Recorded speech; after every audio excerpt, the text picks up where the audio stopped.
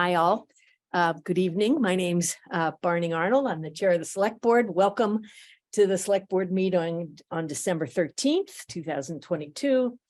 And here at the table, we have Aubrey Thomas, our assistant town administrator, Ryan McLean, our town administrator, myself, Travis Snell, and Kate Reed, also on the select board. And then Nathan is remote tonight, and I think David will be here shortly. And I want to just even before I review the agenda, just say a couple of things. One is that we are working on trying to provide more information to folks in town about what we're doing as a select board. So you may notice that we're giving more information on the agendas. But the other thing we started on Friday was that when we post the agenda and the packet that goes with it, that has all the reports and motions and background information, that is also being made available to the public at the same time on the town website. So if you are interested in reading through the background materials that we all get as a select board, you're very welcome to do that. And that's what helps inform us when we come to our select board meetings. And I want to say about the select board meetings that this is, according to open meeting law, a public meeting, and it's the meeting at which we as a select board do our deliberations in public. So everybody has the opportunity to listen in either in person or remotely. It is not a meeting with the public. And so I just want to clarify that. And what we have on our agenda then is typically we have a community input time at the beginning.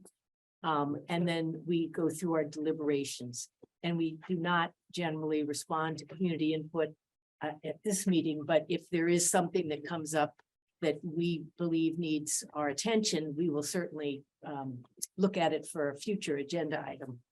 Excuse me, I got a little bit of frog in my throat.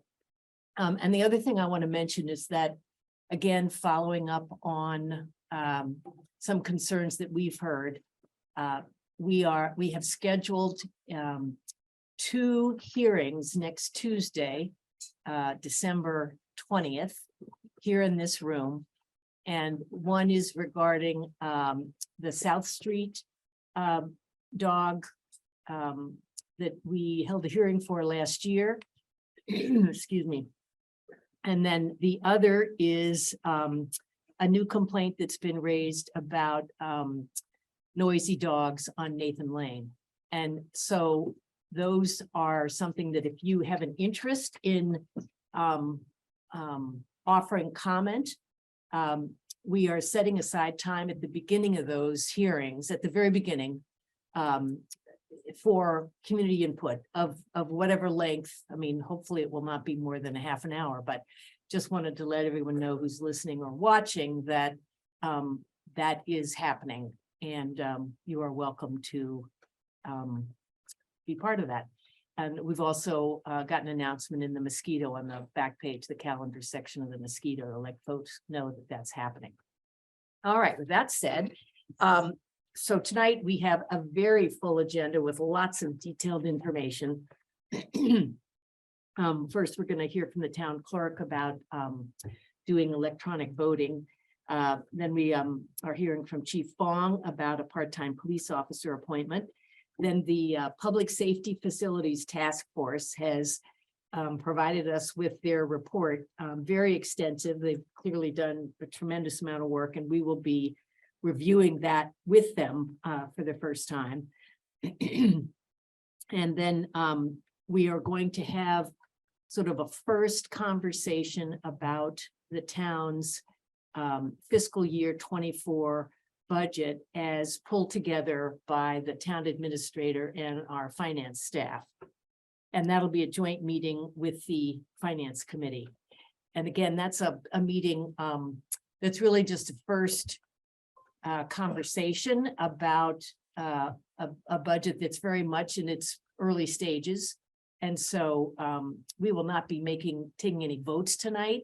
It's more for us all to hear the presentation and analysis and then consider sort of what needs to happen next. Then we'll get an update about the police chief search process, the contract, as well as the charge for the screening committee that'll participate in that search. Then the town administrator's report, and we'll be doing the alcohol and common victualler license renewals for Ferns after that, liaison reports, and then we have some minutes to approve. And then we'll adjourn. So as I said, it's a very full meeting, so let's get to it. Peggy Wang, our town clerk, is here. Hi, Peggy. Would you like to come up to? Actually, you got to get community input. Oh, I'm I sorry. forgave that Thank you, on Peggy. screen. Thank you. Oh, geez, yeah. Sorry, everyone. Okay. Yes, please. Is there anyone here that would like to offer community input either in the room? You want to just raise your hand, I can call on you, or if you're remote and want to, maybe somebody does anybody have the screen up for remote? So if you are here remotely and would like to say something, you know, just either raise your hand or put something in the chat. So is there anybody here in the room that would like to offer community input? All right, seeing none. Is there anybody joining us virtually that would like to give input? Barney, if I may just say something. Oh yeah, hi Nathan. Hi. So I just wanted to say that I am home tonight because I am sick. I have that cold that's going around, so I'm coughing a lot. So I think what I'm going to do is be on mute, and I'm not going to be on video unless I'm talking, just so I'm not distracting in the amount of coughing that I'm doing. I just wanted to explain why I will not be on video. All right, thanks, Nathan, and I hope you feel better soon. So if, Nathan, if you do want to say something, feel free to, you know. I'll just come back on video. Wave, okay, all right, Yeah. Great. Thank you. All right, so it looks like there is no one virtually that is interested in offering any input. So I'm going to move right into then the town clerk item on the agenda. Welcome, Peggy Wang. Thank you. Our town clerk.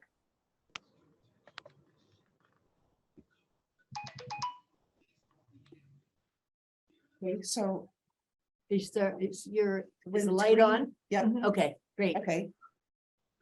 So I've made a proposal, and with a recommendation that starting with the May 16 annual town election and all future elections, that we replace the hand counting process of ballots to an electronic voting system.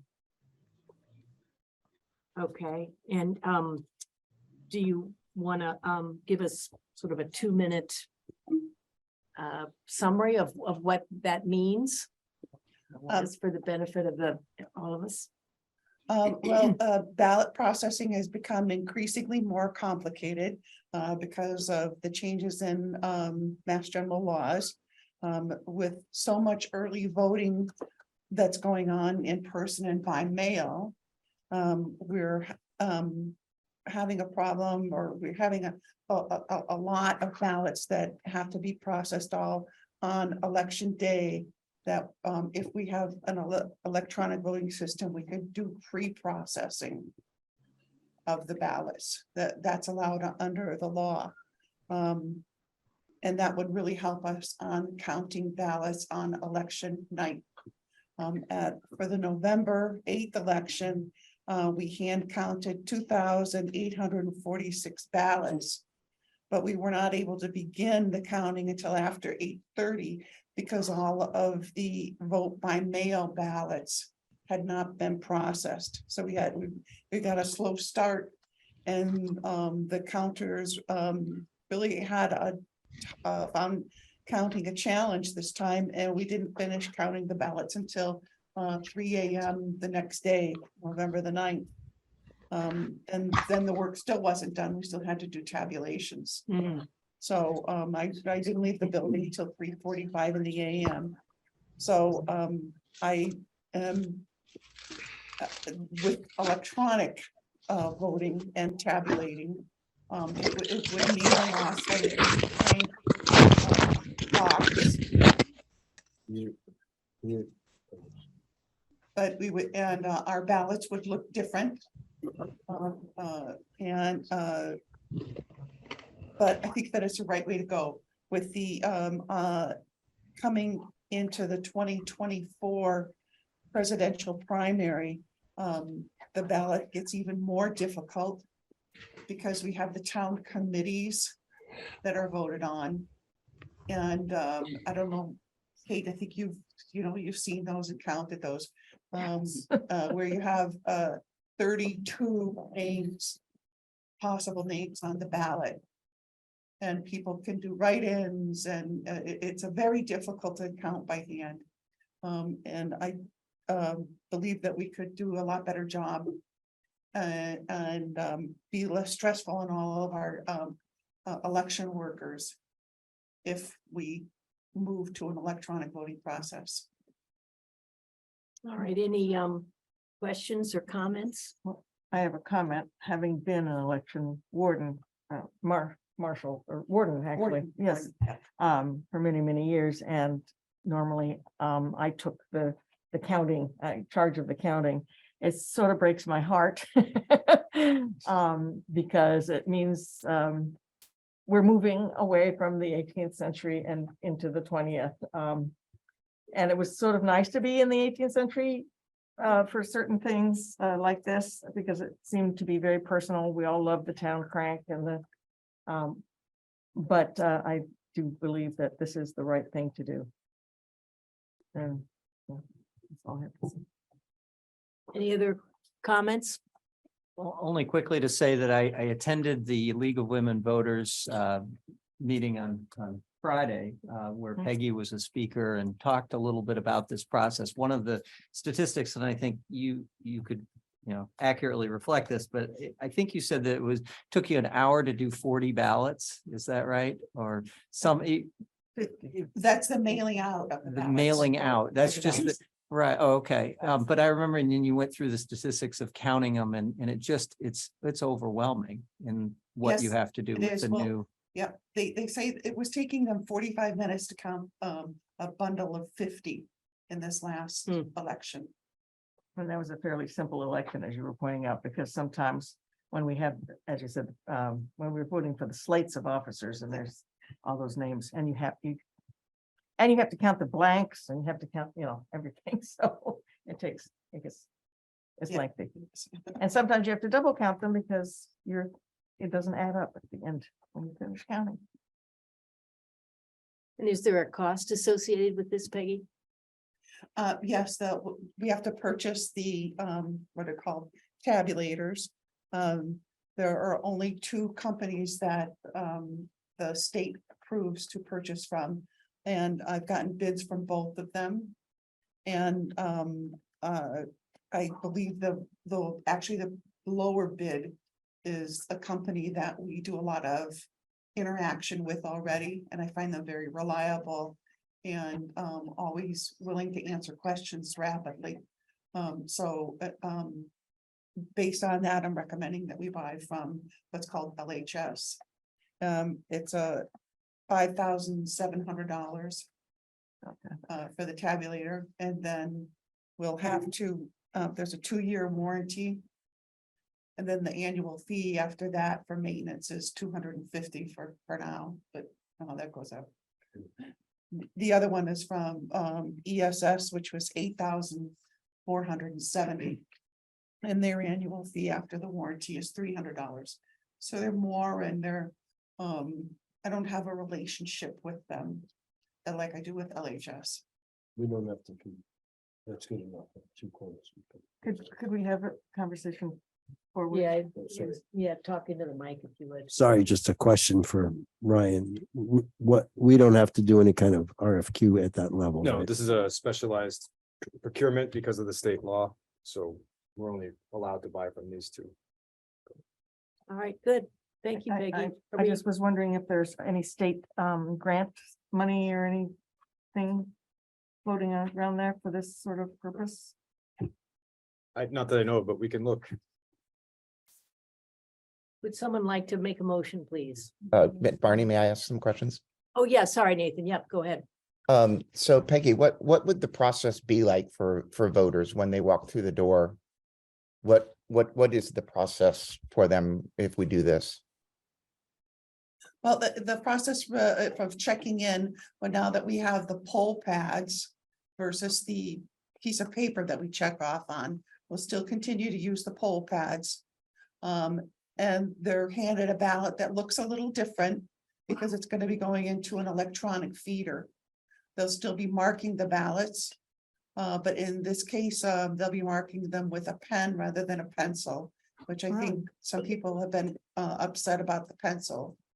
And it will, instead of going into the box with the crank, it'll feed into another thing that'll just kind of, from what I understand, I haven't honestly seen it, we'll just pull it into a ballot box. The other thing that will also happen is that we won't have to have the ballots that were mailed will be pre-processed, so we won't have the tellers or poll workers standing in line at the ballot box on election day. And if you'd read a letter in the Mosquito, there were some people who were confused why people were stepping up to the ballot box with 20 ballots in their hands. They thought they were stuffing the ballot box. And what they were really doing is doing the processing that had to be done on that day.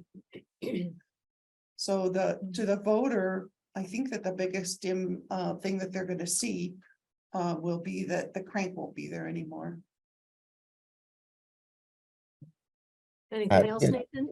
I just want to say, when I read this in the packet, I was sad. I mean, I love the crank. It's part of what makes voting in Carlisle just kind of special. You get to walk in, you fill out your ballot and then you see it crank and you see what number you are. I realize that number isn't really nearly as meaningful anymore now that there's early voting than there was. But I think it's part of really what makes living in Carlisle unique. I really understand, all the work that goes into tabulating them, but I'm really torn. All right. Someone put a motion on the floor, please. It's page 2 in our Move packets. to approve the use of an electronic voting system to count and tabulate ballots, beginning with the May 16th, 2023 annual town election and all future elections, thus replacing the current hand counting process. Any more discussion? We need a second. Oh, sorry. May I have a second? Second, Thank you. And I'm the one that got here on the red eye. Well, you're doing great. Thanks. see, it's only like 4 PM for you. Yeah, well, I left Yeah. at 3 in the morning and got here right There at you 8. go. Anybody got a violin? Any other discussion? All righty, let's do a roll call vote. Arnold, I. Brown, nay? Was that a nay? Nay, yep.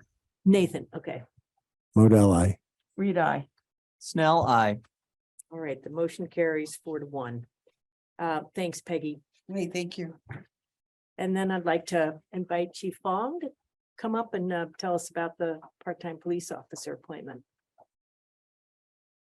Welcome. Thank you.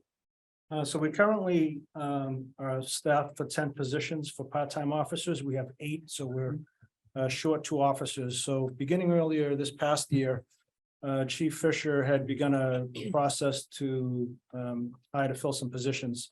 There were about 40 applicants at that time for the part-time police, for police officer positions. And 10 or 12 candidates showed up to take a written exam. This is a pretty standard entry level police exam for entrance level officers.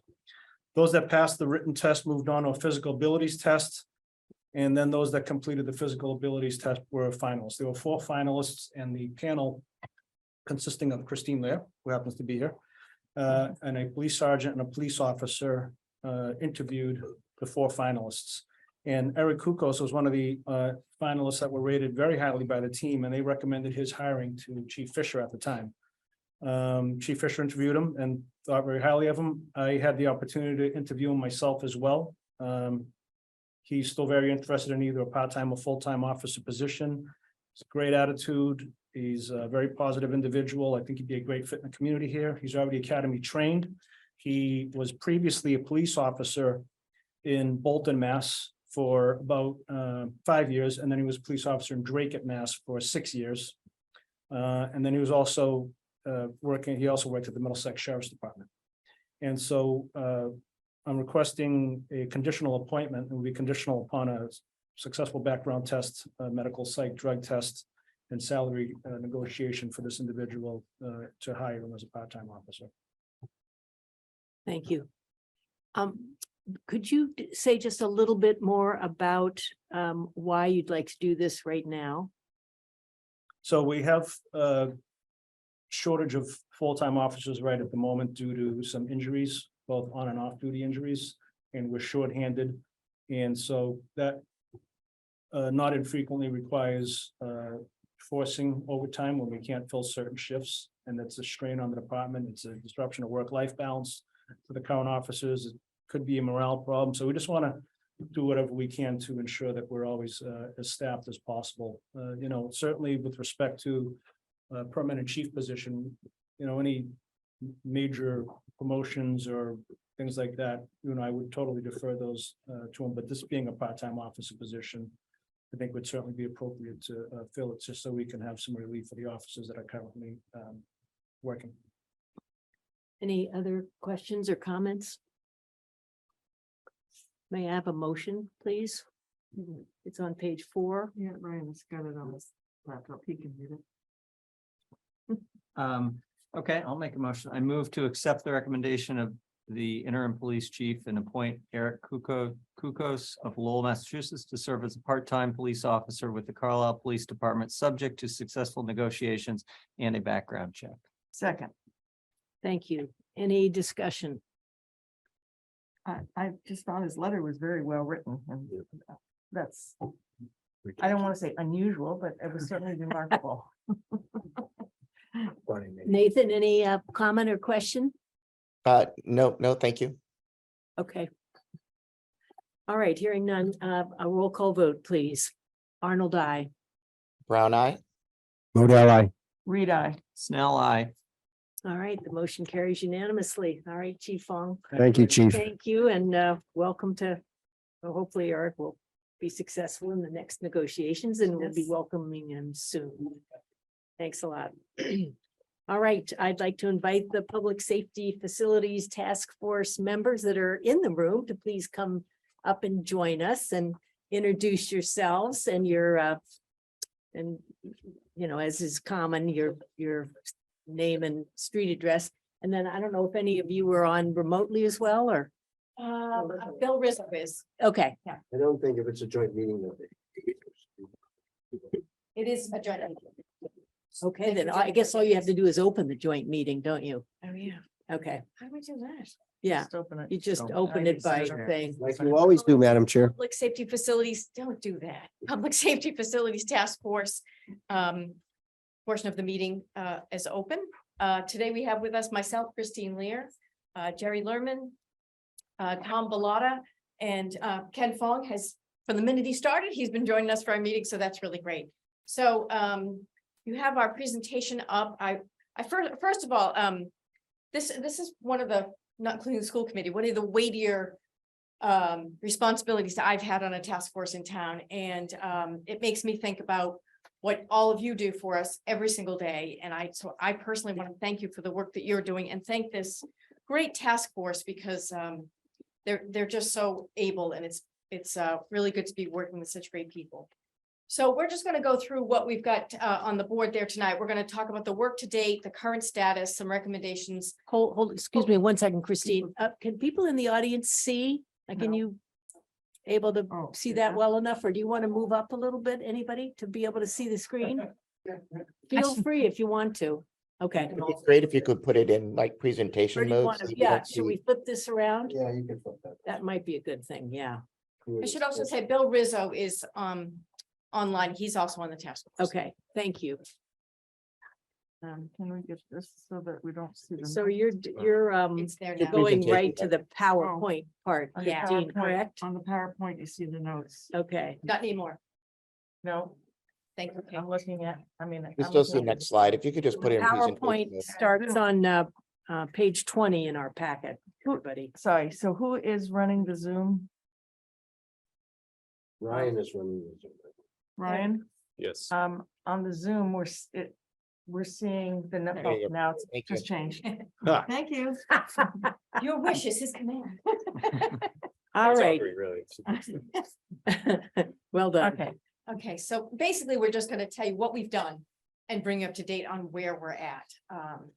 So the work that we've done to date, the task force started early in the spring, late in the spring. So we wanted to first understand the needs and the programs of each of the fire and police departments. So we went in and took very long, extensive tours of each of the facilities.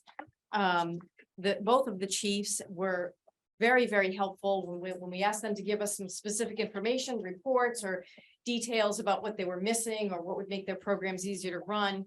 They were there and they attended just about every single meeting that we've had. So that's been great.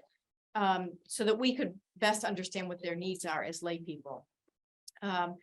We did a detailed evaluation of the siting alternatives in the event the existing locations cannot meet the department needs, including conversations with properties adjacent to existing sites. So this was something we really wanted to make sure that we didn't really leave any stone unturned. Kate Reed was really helpful in letting us see every conceivable plot of property that the town owns in Carlisle to see if it would work for either or of these facilities or a combined facility if we couldn't keep them where they're currently at.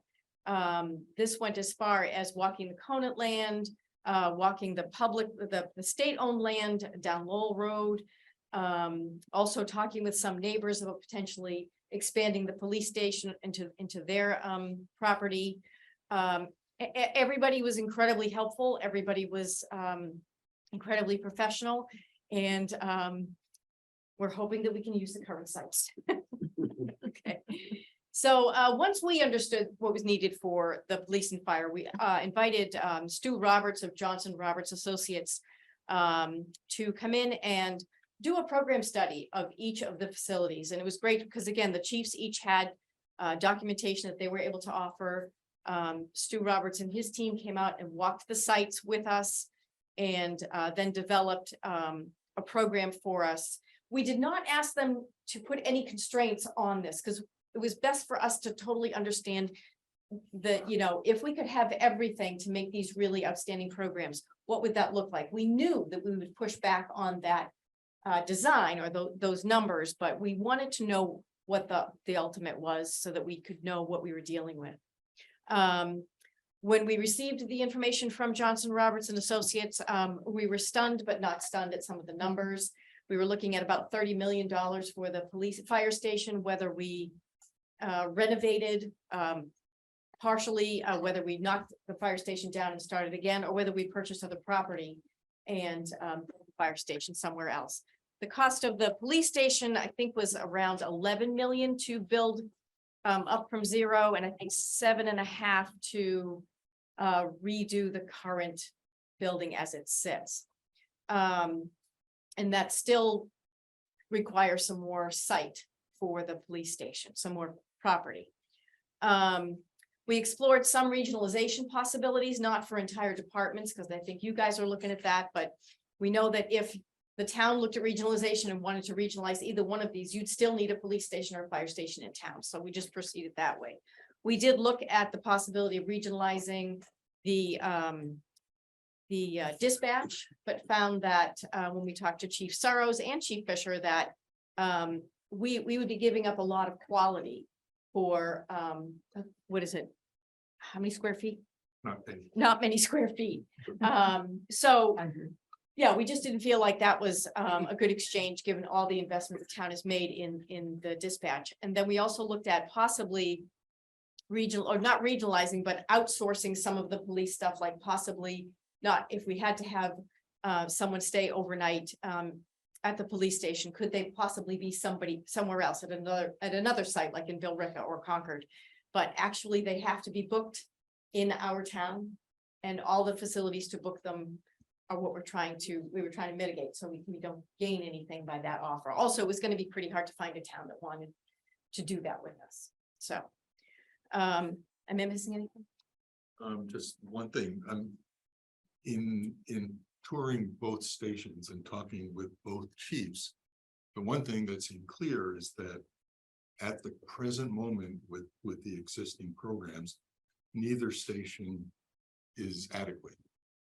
They're barely squeezing things in, and it seems clear that going into the future, they definitely won't be able to maintain the level of service with the existing facilities without making some changes. Yeah, excellent point. Thank you. Tom, you want to add anything? Okay, great. Thank you.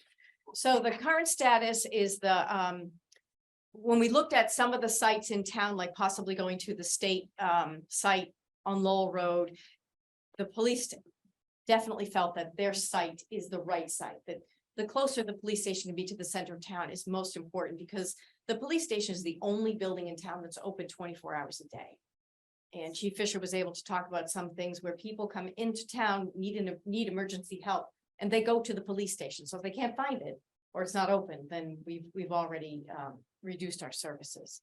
The adjacent land to the police station is not currently available for purchase by the town, which is good for us to just know for clarification on what parameters we're working in. We do have several years ago, the Municipal Facilities Committee did do a bid package from TBA to renovate the police station, and that did not go. We got the money, but when we went out to bid, it was like twice the money that we had acquired, and so it did not happen. But we're also thinking at this point, with looking at a $7 or $8 million renovation by Stu Roberts standards, we'd like to go back and look at the TBA study, and if that can come in closer to a couple million, then maybe that's the way that we could renovate the police station to meet the needs of the program. We have asked TBA for an updated bid, yes? Yes, I've not heard. Yeah. Excuse me, you have asked for one? We Is that have. just- The one thing we can be sure of is that it will be more. Yes. Yeah.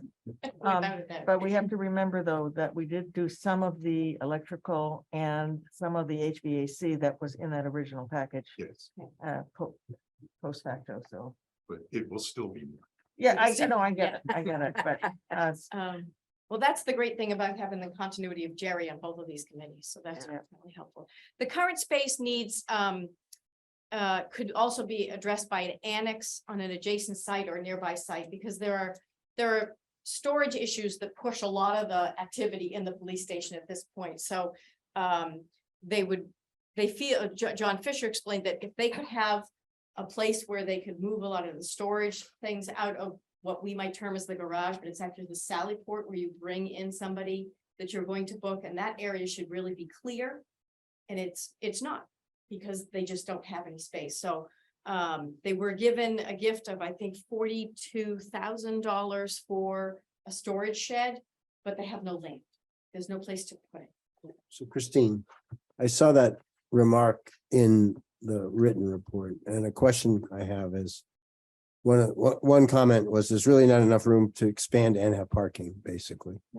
So has there been thoughts about at least the parking of the officers' personal vehicles in a different place that they could walk? I get it that the cruisers have to be right there, but could the parking footprint be reduced to let the building Yeah. be bigger, I guess? Actually, we were going through the if then, and so we are at that if then now.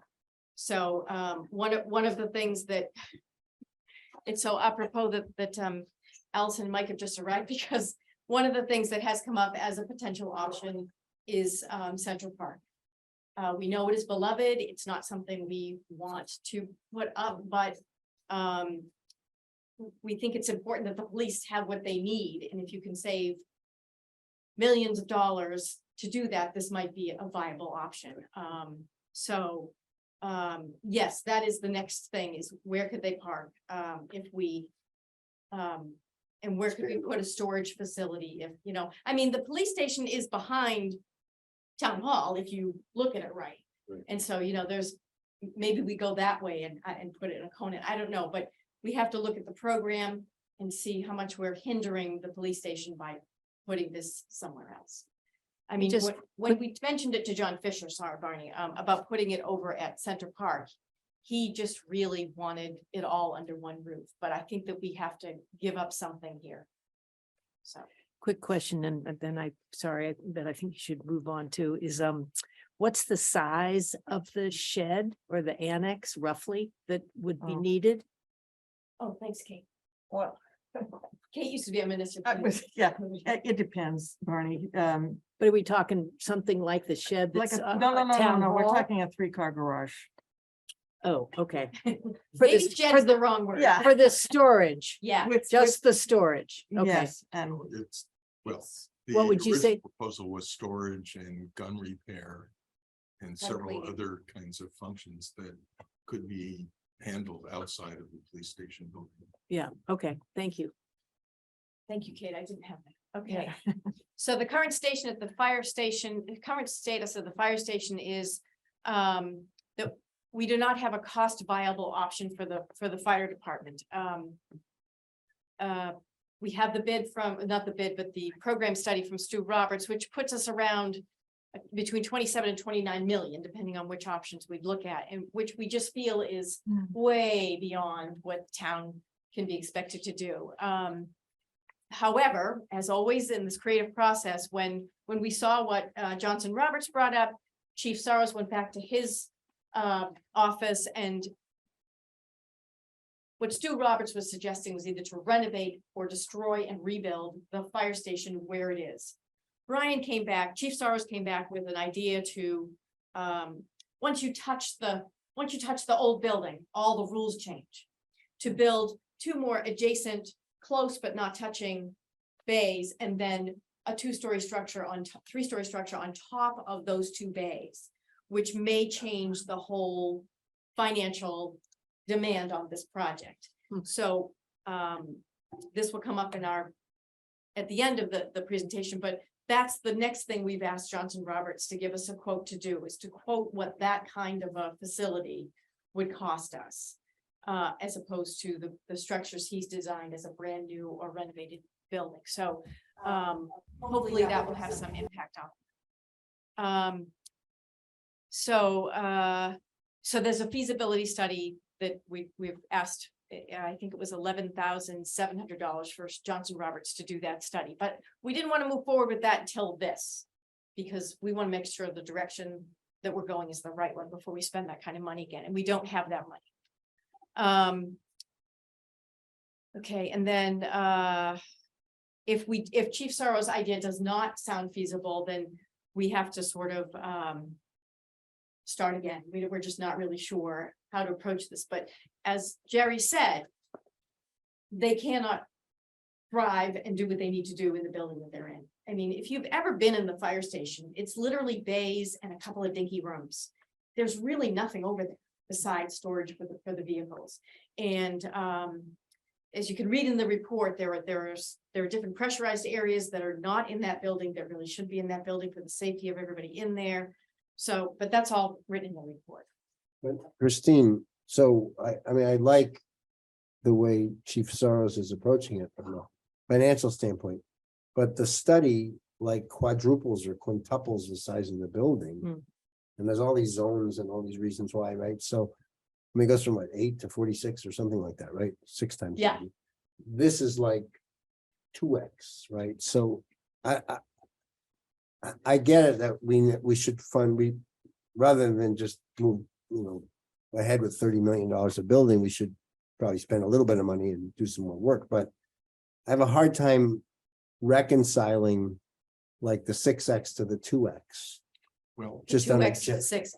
if you well, look, whichever way. you wanna Okay, go. yeah. there are a couple of things to take into account. A substantial amount of the increase in space has to do with providing parking space for vehicles. But, okay, But there's more. But there's one. Okay, you mean indoor parking Indoors. for the crew? the There trucks, also is increased increased office space and living space to provide for two things. One, so that volunteers that want to be in the fire station while they're waiting for a call Right. have a place to be. Yeah. So that there's room for them to bring their kids so they Right. can be somewhere. Right. And also to allow for the possible expansion into partial full-time police station, Oh, fire station. oh. Okay. Part of what- Department, the full-time department, you're saying, Yes. partially Well, full or, It would allow for a transition so that Uh-huh. there could be some people living at the station as well as some people on call. In order to provide space for the whole staff to be living on site would probably be even more space. When you look at a typical fire station that has firefighters and emergency workers who stay in the building for their shift. Yeah. You know, they cook chili, they get to know each other, they work on the vehicles, they do all of that. When you have a volunteer group, they literally Coming up. right now come and go. There's no common area for them to gather, to get to know people. And I think the Chief Sowers has done an amazing job, because what he will do is he will have them come in and fix things and work on vehicles to give them that common experience, so that when they're fighting or they're working on an emergency, they have a sense of who they're with. It sounds very esoteric, like very nebulous, but what he's trying to do is have a program where he can build a team. And right now, yeah, he could continue as he is if we did nothing to the building, but I think that it would be a huge mistake to ignore this going forward, especially if, as Jerry said, we move into a place where we either regionalize and firefighters and emergency workers have to stay in the building. Now you're gonna have to build something onto that building for them to sleep in or to work in, to be in. So I think that we're trying to say that this building should allow for all of that flexibility and allow for this team situation to happen in that building. I should note for the record, I misspoke. The the JRH study recommends a building of 26,500 square feet. square feet total. And what Soros would recommend is an additional 8 to 10,000 square feet over about a 6,500. Yeah, So 6,500. so it's not as dramatic, right? It's Right. from 26 to probably 16 to 18,000 square feet, right? Just a couple of the points, in terms of the 28 million versus where we hope to be. Yeah. There's two elements to that. The existing structure, which is about 6,500 square feet, because of the building code change in 2010, must essentially be rebuilt. It cannot be upgraded. It's $7 million, basically. So if one can allow that to grandfather, which is the essence of Chief Sauer's proposal, one starts by saving $7 million, and then he envisions putting in maybe $500,000 or, you know, some small renovations there to stay within the grandfathering. When the building code change was made, the estimate was that, you know, the earthquake protection was going to cause a 10% increase in new building cost. They did not understand the impact on existing structures and trying to make them retroactive with earthquake proof. They had grandfathering provision. It's ridiculously low. It's 30% of assessed value, which means that quite often fire stations are assessed very low to begin with. As some of the other towns have looked at this, have seen we can do $300,000. Well, you can't, you know, you can't do anything with $300,000 these days. So $7 million hopeful savings is by using existing facility productively. And bear in mind that the Stewart proposal, as Christine said, was done without any consideration of cost constraints, really. It's an ideal facility. Yeah, no, I So there's sure. plenty to be saved. but let me just ask you a technical question, Ken, because you're an assessor. It's been my general impression in my personal and also my business construction that once you start a reno, you have to bring everything to code. So you couldn't really touch the old one at all, otherwise you. No, there's a 30%, the 30% of assessed value before the building code comes into Before the effect. new code. Oh, kicks you in. can spend up to But 3. they did the Yeah. legislation, they were aware that this is going to be a problem. But unfortunately, they didn't understand money carefully enough. They basically rendered the renovation plans of every fire station in the state of Massachusetts useless. Okay, but wouldn't it be useless to us too? In other words, there's gotta be stuff. I get it that maybe we don't want to spend 7 million, but Chief Starr is actually on top of that. He basically is working with the assessing department to get a reasonable assessment for the fire station. I see, okay. To give you some idea, like the main fire station, which is about the same size, was assessed at $250,000. You know, a 7,000 square foot facility, absurd. So he's hoping to get a reasonable assessment, a few $1 million, whatever, and that 30% of that. get you $500,000, something like that. Yeah. Okay, Okay, so the recommendations for the police station are to update the cost of the prior bid package. That's the TBA report that we were talking about. Is to keep it at the current location. The most recent cost estimate was 1.7 million, which provides a 10-year solution and allows for the possibility of adjacent land may become available for future expansions. So it sort of puts us in a good place for waiting. To that end, we believe that Carlisle should seek the right of first refusal on the sale of adjacent properties. And assuming the cost is close to the most recent estimate, take this project to the town meeting once we get that information. For the fire station, we would like to pursue the feasibility study that Chief Sorrows presented. And as I said, that would cost us $11,700 for that study from Johnson Roberts. And if it's found feasible, then we'd like to proceed with the detailed design on the fire station. If it's not feasible, we'll have to regroup on that. So another question, Christine. To what extent do you feel Stu Roberts is sort of emotionally invested in his approach and might be less objective on somebody else's approach as compared with, but he's very familiar with the situation versus a different consultant who doesn't have a bias, but would have to come up the learning curve?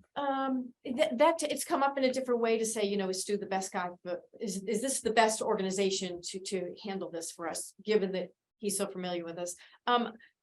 I've dealt with him one-on-one through this whole process. When I told him, I asked him if we could put a cap on the price. He said, can you build to cap? And he's like, no, you can't do it that way. But I find him very, very reasonable. And so I don't feel that, but if the town feels that way, then maybe We would have no way of knowing. I'm just saying I don't know the gentleman, but he's done a lot of work on a set of solutions here, and Brian's come with a completely different approach. Yeah. Is he invested enough in? That's the question. I mean, it might cost 15,000 to get somebody new who has to come up to speed, but they're not going to come in with an inbound assumption. Right. It's just a question. I don't know. We can take that back to the gang. Yeah. Okay, moving on. So the next steps are to have the TBA update done. But we would need to ask you for the funds to do that. And we have to consider options for the parking and storage. For the fire station, work with Johnson and Roberts, or another organization if we choose to develop a less costly design. Conduct a feasibility study for the fire station to determine if that building can be expanded the way Chief Sorrows has noted, and there's the cost there. So it's $11,400. In summary, neither of the existing facilities meets the current needs of the departments. They are certain not to meet the needs going into the future. To that end, we have explored numerous possibilities and have settled on the following choices for each of the departments. For the police station, to build a new building on site would be 9.5 million plus the cost of land if you were to put it somewhere else. The new building that combines the police and fire station would be 33 million plus the cost of land acquisition. And I'm not sure the cost of relocating the police station was in there temporarily. No, okay. Renovating the existing building while constructing an annex on a separate as yet undefined site. The cost for the full renovation would be 7.3 million plus the cost of additional land for the annex if not placed on land already owned by the town. So, or to perform renovations as proposed by TBA in 2020, this would give the town a building that would meet the police department needs for 5 to 10 years at a cost estimated in 2020 was 1.75 million. For the fire station, constructing a new building on site, this might not be done in conjunction with a new police station. The estimate cost would be as follows. A new building on the site would be 27 million plus the cost of land acquisition. Or a new building that combines the police and the fire station, 33 million plus the cost of land. Or demolish the existing building and construct a new building on the current site, estimated cost to be 28 million. Building a new building on the current site leaves the current building in place. We don't have an estimate for this cost and think it would be worthwhile engaging an architect to develop the cost estimate. We have proposed a proposal from Johnson Roberts for $11.4 thousand for this work. So question on the, again, on the Soros plan. Does Brian, have you asked him, and does he believe that, for example, he could continue to operate out of the current building while the addition is being built and then park in the existing building while he renovates? Our Is it- assumption would be, yeah. Well, I think that's more a maybe. It Right. depends on exactly Right. how that new building Right. is built. So if it's a maybe, I know we looked at with Steve Ledoux, we explored using state land, and they basically told us there's not enough, you don't have enough years to live to work on that process, but I don't know, is it, have you guys looked at temporary? That Kate Reed was great in that process with us. I think that maybe, because they did answer Steve Ledoux pretty quickly.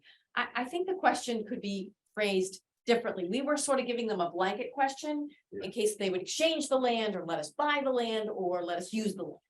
And so I think we're now with a pointed question of, we'd like to use that land for X number of months or a year, as opposed to buying it or swapping for it. Yes, I have to admit, I did not pursue it because I wasn't still sure what the question was, Yeah, but I do, I have the name of somebody else to contact directly. And I think, and I was told by a colleague of hers that, we could possibly get somewhere with the state. You park the trucks outside and use that, there's a little building there, right? Tents. Tents.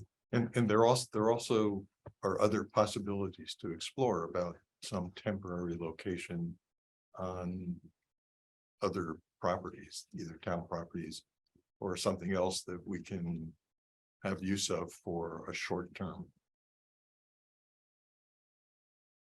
Okay, I have one question about this letter that was in the package from Ruben Guarancino.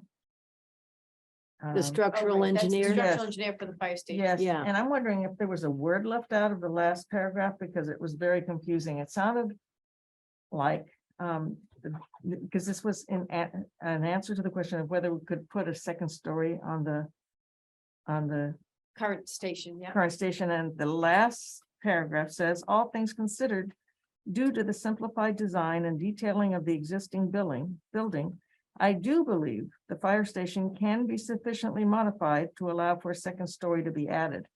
You think they forgot to put not? I do not Well, believe. I think what's missing there is, yes, it could be modified. The cost would be substantial.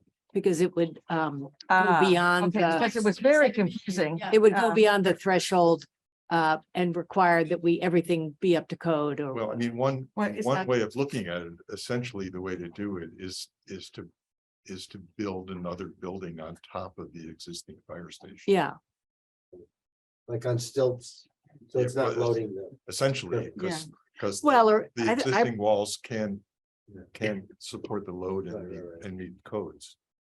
Okay, I read the letter. Here in terms of making 40 and 50-year building plans, because you never know what new building codes are gonna occur in 10, 15 years. I've been here 40 years. I remember when the fire station was built, the police station was built. Fire station did have a plan for a second story Yes. and expansion, which is neutralized totally by the building code. We're not the only community. Pretty much every local community is running into the same problem. So the idea of a 40, 50-year solution, honestly, in town, I've never seen a 40 or 50-year building be viable on the 50th year yet. So 40th year is Yeah. the case. We should Shepherd's be Balding. cautionary about that, but Yeah. especially now, construction fences are through the roof, and they're not gonna be here forever. So let's see if other people have questions or comments. And I really appreciate the thoroughness of both all of the background material that you provided. And thank you for the PowerPoint sort of overview. Yeah, let's see if other people have questions or comments. I have a couple, but pardon? We can't see Nathan anymore. No. But he's off the screen, so I Yeah. don't think he has any. I'll let you know if he comes up. Or Kate or Travis, do you have? Oh, there he is. He just popped up. So Nathan may have. a Nathan, question. do you have questions or comments? No, I was just gonna say that it was an excellent presentation tonight and the information in the package was really great. And thank you very much for putting that together. I'd say the same. I thought that your presentation and the task force has done a magnificent job.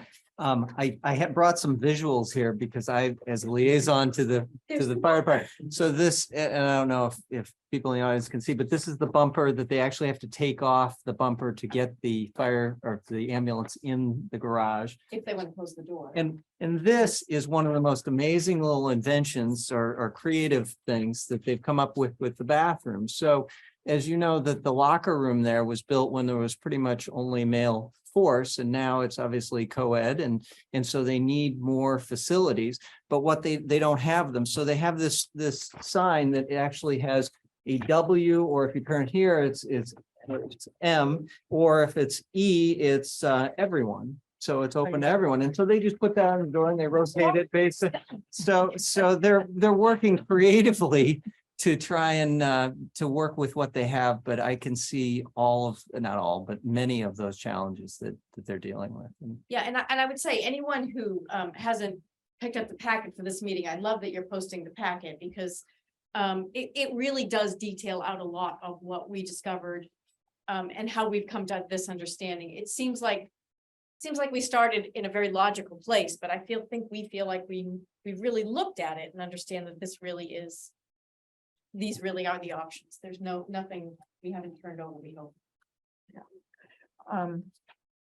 I just also would like for the town, and I've been working with Brian McDonald to assess all of our town buildings so that we know what they all are worth. So because none of our buildings, I think, are sprinkled, and that all these, you touch them, then suddenly that triggers having to do that. In fact, even the fire department, believe it or not, is not sprinkled. And so that's probably one of the most expensive things that you have to do to a building. And it's sort of useless. I mean, it's not like, it doesn't give you any extra space, and it's a huge expense, Yeah. So not triggering that is really worthwhile. If we can do this annex that's, just, foot and a half or whatever away.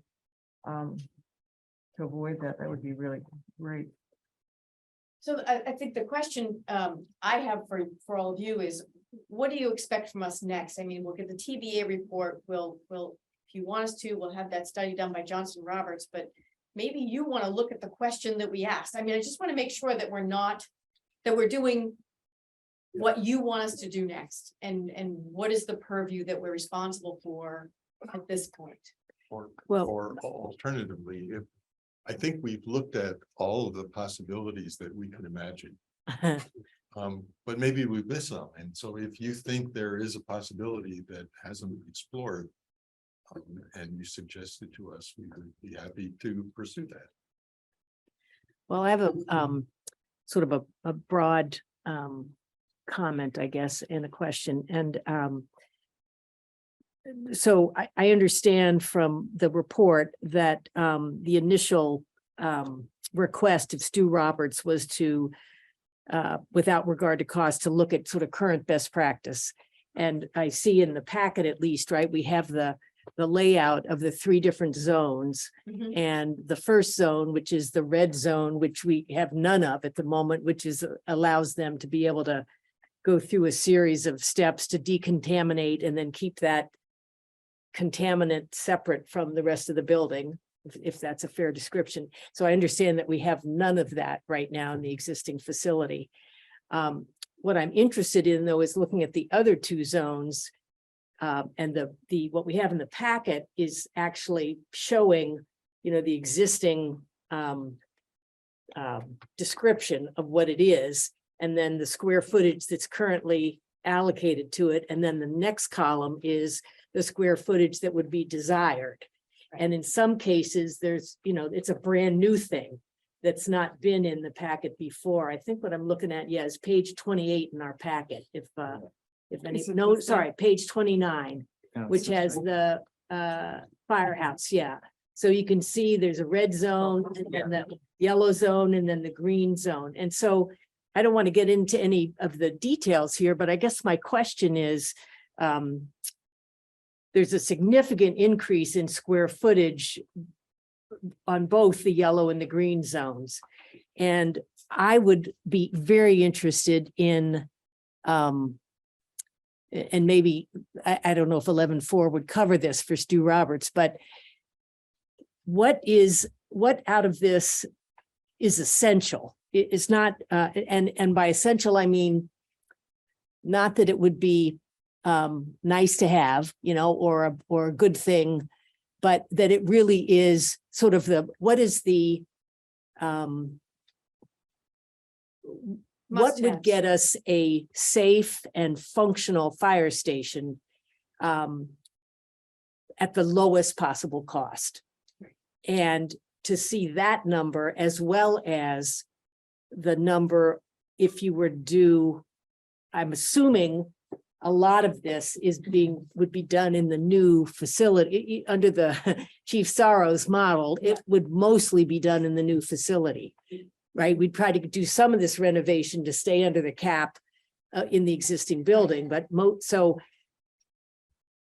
because my concern is that, particularly with the comment that, we're unlikely to be able to develop a building that will last more than 10 years anyway, or not last more, but that will be still meet our needs in 10 years. I would prefer, and maybe that means you have some capacity in this new addition, but not necessarily all of the pieces that are described here, because I'm looking at the cost of this, thinking about the police station, and then very aware, which we're going to get to when we discuss the budget next, just the pressures that the town is going to face, particularly in the immediate next couple of years. But it's kind of a long-winded question, but I had the fortune, I joined the committee late, and I actually met with Chief Soros for 2 hours just after he had developed this plan, having seen the Roberts plan and realizing probably wasn't getting $20 million. What you have to understand is that the requirements that Stu Roberts put together, I'm going to call ideal world theoretical requirements. They're even much larger than some of the recently built fire stations in larger towns. Chief Soros is the program manager. I mean, he's the department head here. He understands his real needs. He walked through with me in great detail. We actually had a 2-hour meeting. I was there for 30 minutes, but he was very proud of his design and walked through in detail. He's addressed these multi-zone areas, the red, yellow, green areas, the additional living space, workspace, so we can have remote firefighter, people, volunteer firefighters from other towns residing at the fire station. He's addressed all of those. He's in my mind, the program expert and the person to be satisfied. And I believe he believes his design meets those requirements for quite many more than 10 years. The question is, can you build a building 1.5 feet away from the existing building and get away from the code change? He's more concerned about there's some architectural issues or construction issues as opposed to does his plan meet the program requirements. And so I think he's really going to be an important part of this discussion because. And so, Tom, are you saying that what's in the packet under the proposed, this is what Chief Soros is proposing? He would like to do this with a combination of most of it being in a new structure and then a little bit of it being renovation of the existing. Is this his list? What he told me was he viewed the Roberts proposal as a good independent study of the generic needs of a fire department with some understanding of his specific needs on call department. But he did not view it as someone, again, applying any cost constraints. It's just like town hall. We probably built a $20 million. Yeah. So I'm just asking that let's get that cost constraint. Let's give Stu the sort of Chief Soros's sort of essentials. I think that's what But Yeah. is that what you're saying? Yeah, well, a problem here is that Christine talked to Stu, and Stu doesn't really want, as I understand it, a number. That to me, if I were to, is a kind of like a non-starter. The town has a budget, and I want Yeah. a plan the town can afford. Option A is whatever the town, 10 million, whatever the number is, and give us an option B, which is X million more, and what we get for that. But we have to have a plan which the town can afford if we're gonna spend $11,000. Right.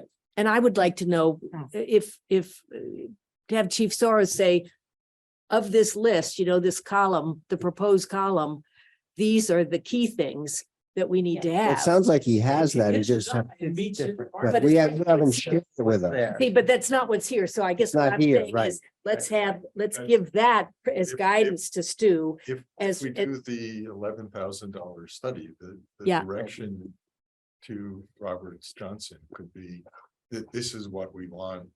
Can we put it on that site? Can it? Right, Can it right. fit next to the building and what will it cost?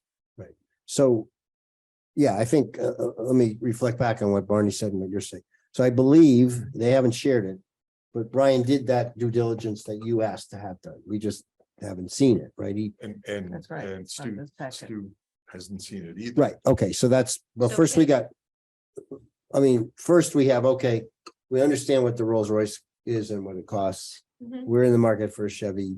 What does a Chevy look like? What's on the We sticker? want an EV. He's got the EV Chevy, of course, right? One of you guys have one. So anyway, that's Both. a list that, you If you know, look at page 18 of your document, yeah, this is Yeah. Stu Roberts' proposal for right, Yes. that study. So this is what he's prepared. right, to I do. understand. What we Okay. don't have here is Brian's curated list of the Right. detail. Okay, so Right. fair enough.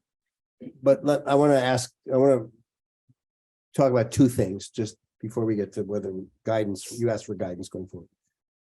One is, I think, this notion of trying to keep a cap on renovation and sort of skirt the code, I don't think it's going to work. But if I understand the math correctly, if we were to build a 10,000 square foot annex around that size is what was indicated, at $700 a square feet, which I also saw in the model, that's $7 million. So that's for that building. 2,000 square feet. What? 2,000 square feet, if you add in soft costs. Okay, so maybe you go 8,000 times 1,000, so it's 8 million, let's call it. The existing building to renovate to code, I heard a number of 7 million. Is that about right? If you find that you have to bring it to You can code, do that, that's right. okay, but you're still at 15 million. You're still at half. If you do that, but. Yeah. The question is, can you avoid that? Well, so one of the aspects, we're getting back to the Roberts side. One question, I can see where your statement of work to Roberts is. Here's the actual list of needs. Please check feasibility, blah, blah, blah. But there's a second issue, which is how do you work that renovation? There should be sort of two choices, one that keeps you under the cap and one that where you exceed the cap, Yeah, right? if you look at Chief Sar's proposal, he's given a lot of thought of that because he's aware of Okay, it. well, I haven't seen it. And his proposal basically calls for really modest renovations to Okay, the existing okay, structure. all right. Primarily relating to some office space. being Okay, moved and stuff okay, like fair that. enough. The base basically remaining use. Okay, Understand the major cost driver here is the earthquake protection. And Yeah. It's really unfortunate because Massachusetts has last earthquake 275 years ago. right. And it didn't Only destroy my fire Congress station. Were you there for that one? So, yeah, But bottom line is, he thought that, and I think Chief started that to be part of this conversation. Of course, right. And by the way, he is a gem. I have not met him to the point, we are very lucky to have. Yes, we are. Him as fire chief is now. And Okay, so that- just, I know we have to wrap up. I want to go back to the question, is Stu the right guy? Yeah. I wonder. Is he the right guy? Or there's got to be other consultants for public safety buildings. And now that given what you said, that there's preliminary work being done, there was a lot of work being done here. And Soros has his own detailed list. How really long would it take somebody else who's in the public safety business in the Commonwealth to develop another study? That's I'd just like to ask Jeff Freeman, who I know is familiar with the work of Stu Roberts. Do you want to come up to the mic and introduce yourself, please, Jeff? Thanks.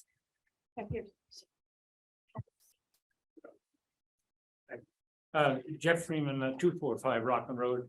I'm a practicing architect, or have been for 40 years with a major Boston firm. I've done work around the country. I've known Stu Roberts for 30 years. He is a thorough professional. He's extremely well thought of in the profession. There's no architect worth his salt that could not, with his knowledge, would not come in and look at this study independently. You're in the best hands possible. Okay. And to bring Good to someone hear. else in and try to educate them Yeah. is a loss of a great deal of money, and I would be very suspect of the Okay, result. no, it's great to hear. Thank you. Thanks, Thank Jeff. you. And I also think just from a, timing and, sort of continuity, it makes sense Sure. to continue with who we've already started with, particularly given his Right. professional expertise. So, Hmm? yeah, a good question to ask. I do have one other, thing about the fire station. What's been the discussion about the existing, tent structures? I know they're being used now for some part of the fire department. And I'm just curious, has that not been considered as something that could be of use? We wanted to solve the storage needs of the department with real storage. I mean, Okay, Brian has those chopper block full.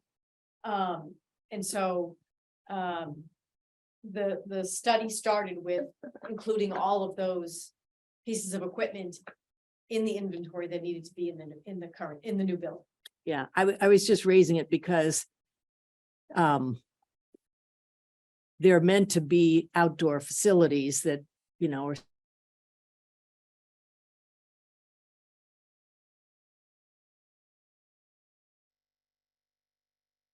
I think we might need to be a little creative about meeting those needs if we want to stick with the current site, which Right. from what I'm hearing from you all is by far your first choice. We haven't said that, but yeah, I So- think that's what we're saying That's essentially what, Identified another viable candidate. Right. yeah, yeah, by default. okay, all right, I know we've gone past our Yeah, time, we- sorry, I was, But to just finish That's that, right. up, so Yeah. it sounds like we have consensus. Oh, I thought it was Nathan. Yeah, It sounds like we have, Oh, yeah, it is Nathan. go ahead, Nathan. I was just wondering, so we lost you for a few minutes. Could you just repeat what was their first choice? He solved everything. We solved everything. It's your Oh, house. good. yeah, the storage is going in, yeah, Your house. a new shed. You heard about It your was baby? voted for and one abstained. Somebody abstained. from it. No. we said that The facility. The current facility is the first choice for. Of the police department. Okay. But so it sounds like we've reached somewhat of a consensus to authorize Stu Roberts to do the fire. So going over to police, I have two questions, one follow-up to Barney and one other one. TBA has not yet responded. Have they indicated that they will respond? I have communicated with them and have not gotten a response. Okay, so if they don't, I guess you have to find somebody else. who But can- there will be, what we're asking for is the cost. Well, I Right. understand, to And we update don't the know report. yet. And We so don't know the we will need cost money, we yet. Don't know that cost. but you Okay. don't need to put more money. They would, somebody or somebody else, and a different architect, I suppose, if they didn't want that job. Would We do a hope they study. do so that Okay. we don't have to. Right. Learn The- Start But on the Barney point, which is a valid one, or any other related Center Park, whatever, do we need to authorize some money for somebody to do some work? To establish, again, we're talking about moving non-essential parking somewhere else and non-essential storage somewhere else. And Right, that could be Center Park, could be the Meadow, could be who knows where, but that requires some work by somebody. And do you need money for that? Could possibly require a survey. Right. So I mean, that might be something you want to put together and request. Right. Okay, so, all right, so do we need a, 11-4 for this first thing? Just yeah, so that now, we Brian, don't- do you have any comments about the allocation of 11-4 to have Stu Roberts do the next study? I'm not prepared to say where that's gonna come from, but we can. I do have We don't need to $60 wait left for over town from meeting. our original allotment. Oh, gosh, okay, and you've invested that, right? No, it's not mine. Yeah, in crypto, right? In crypto, yeah. It seems like we should move ahead on this rather than waiting for an FY24 I think expenditure, right? our budget guru is. Take a look at the budget. Right. We can- Well, do we, 1,500. Yes, Is that where's it what you'd coming from? recommend? Would you rather wait until the January 3 meeting to sort of look at where the money's gonna come from? I think if you want a definitive answer, we need to look at the budget and identify where it's coming from. Okay, Yeah, I agree. all right. So in principle, I think, Nathan, did you want to say something?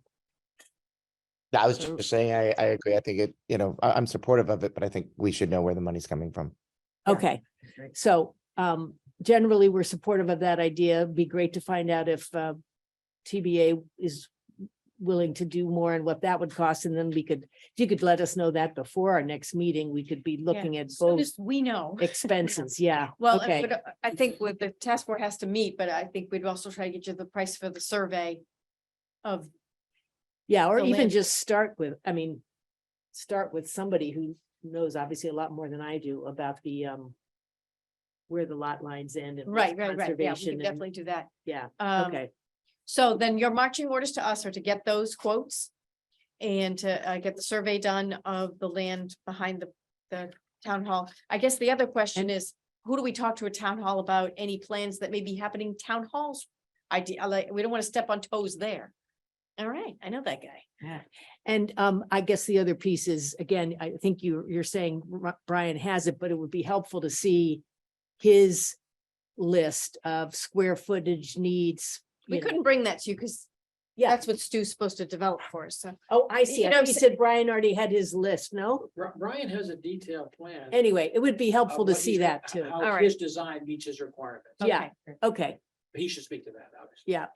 Okay, that's great. And again, I know I speak for all of us in saying thank you for an incredibly thorough and detailed report and all the work that you and the rest of your committee have done. And we really appreciate your continued work on this. Yay. All right. All right. Thank you all very much. You need to adjourn your meeting. Oh, yeah. Maybe live long enough to see something. happen. The Motion to adjourn, you see. motion to it, we don't do a motion to adjourn in my meetings. Okay. I was told I didn't have to. Okay.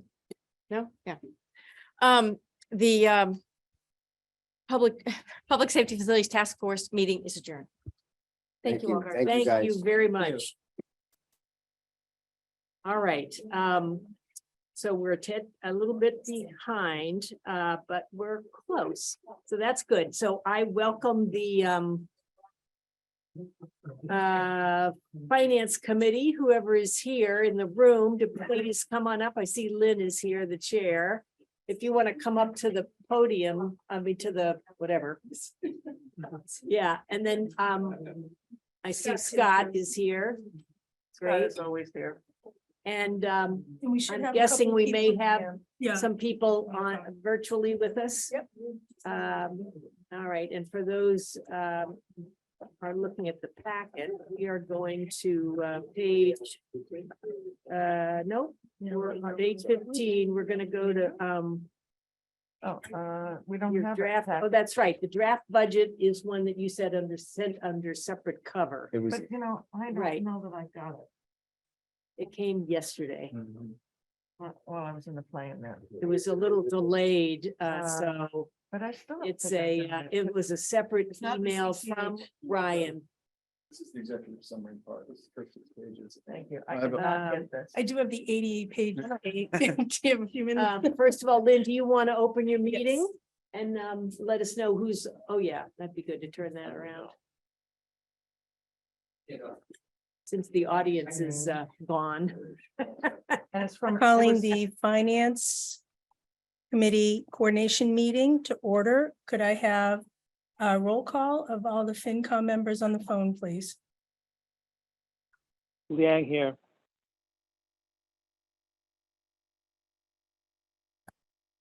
It's Victor, huh? Victor, Yep, You have a- Victor's here. we need 4 Yep. for a quorum, so we might not have a quorum. Okay. Hello? Yeah, hi, who's that? Is that That's Victor? Yes, it's Victor. Hi, Victor, welcome. We're just waiting for Thanks. one more member of FinCom to join us. Okay, We could,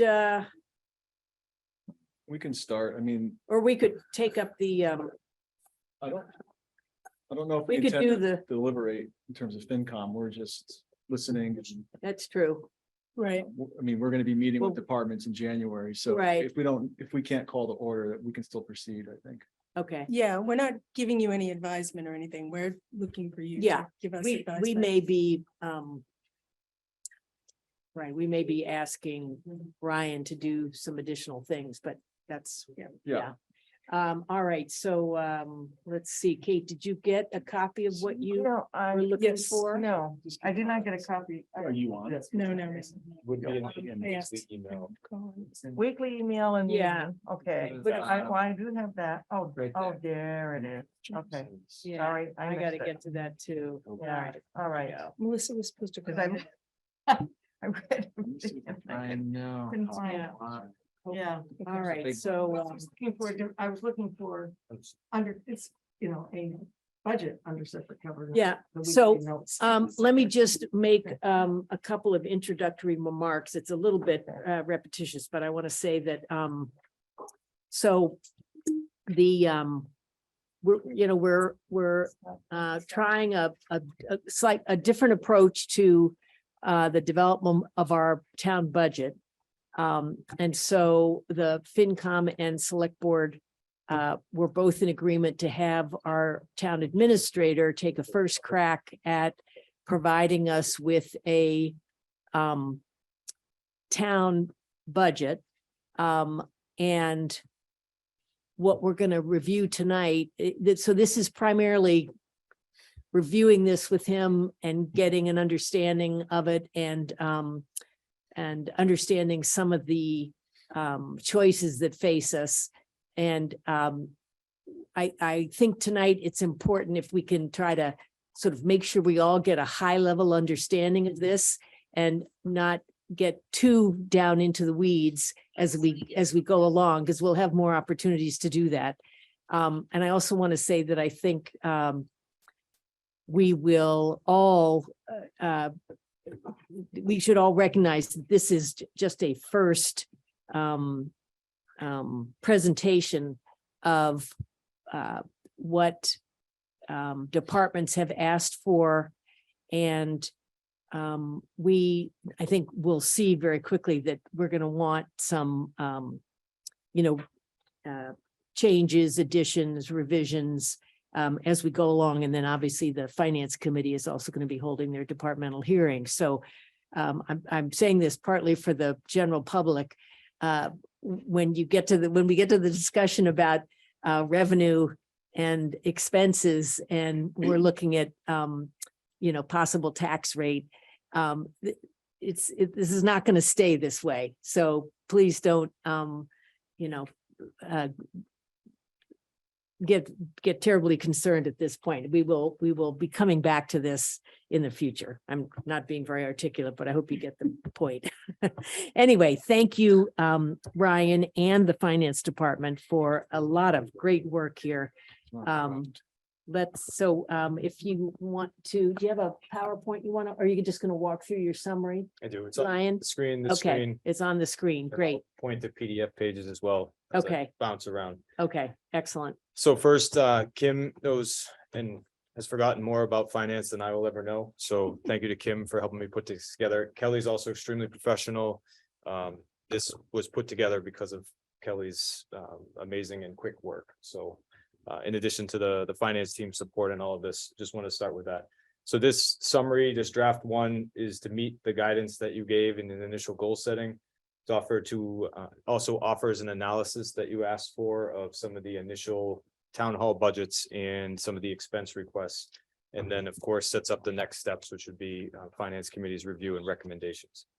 So I'm going to start overall with some structural considerations. So this is PDF page 2, structural changes. First, the Finance Committee is recommending that the building department move into the operating budget. This would be offset by including their revenue into our local receipts fully. So there is no impact on the budget. It just changes them from a revolving fund department to an operating budget department. This makes it more transparent and then offers more flexibility in revenue. Second, the transfer station also recommending the same, that their revenues go into local receipts and then they become a department budget. This is also budget neutral. It accounts for the changes in recycling costs and makes it less dependent on January 1st revenue, trying to fund the transfer station throughout the year. The last structural change is there is some work that's needed in the police department budget. One of the major things that's not accounted for in some of the burden sheets that create the department budget is holiday pay and the overtime that's related to it. So the net result is transfers that are needed at the end of the year and have for the last 5 years. So that should be addressed and not done through a transfer system, and they should be budgeted appropriately. So that is a big increase in costs. So if you go to PDF page 9, I'll talk about revenue.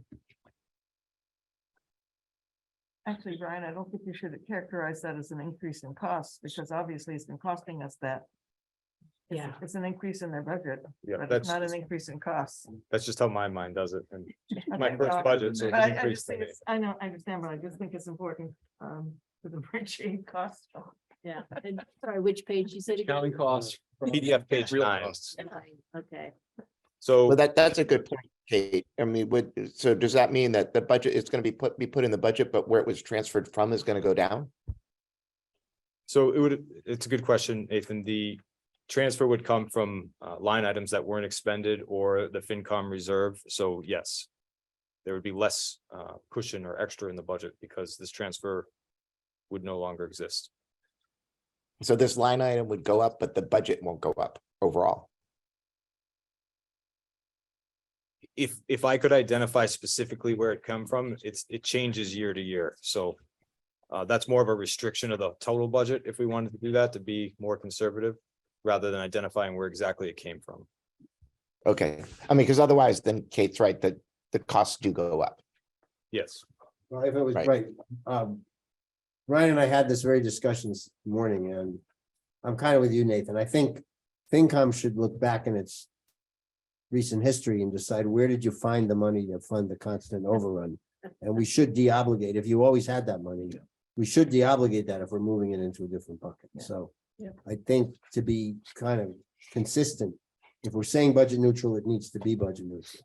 And if you've been managing to fund it, it probably is, but it then will reduce some cushion somewhere that can't be used for something else. Right, yeah, but I think it's a good practice because it's more transparent because you really then know what Right. the budget cost is. you. Exactly, Yeah. exactly. right.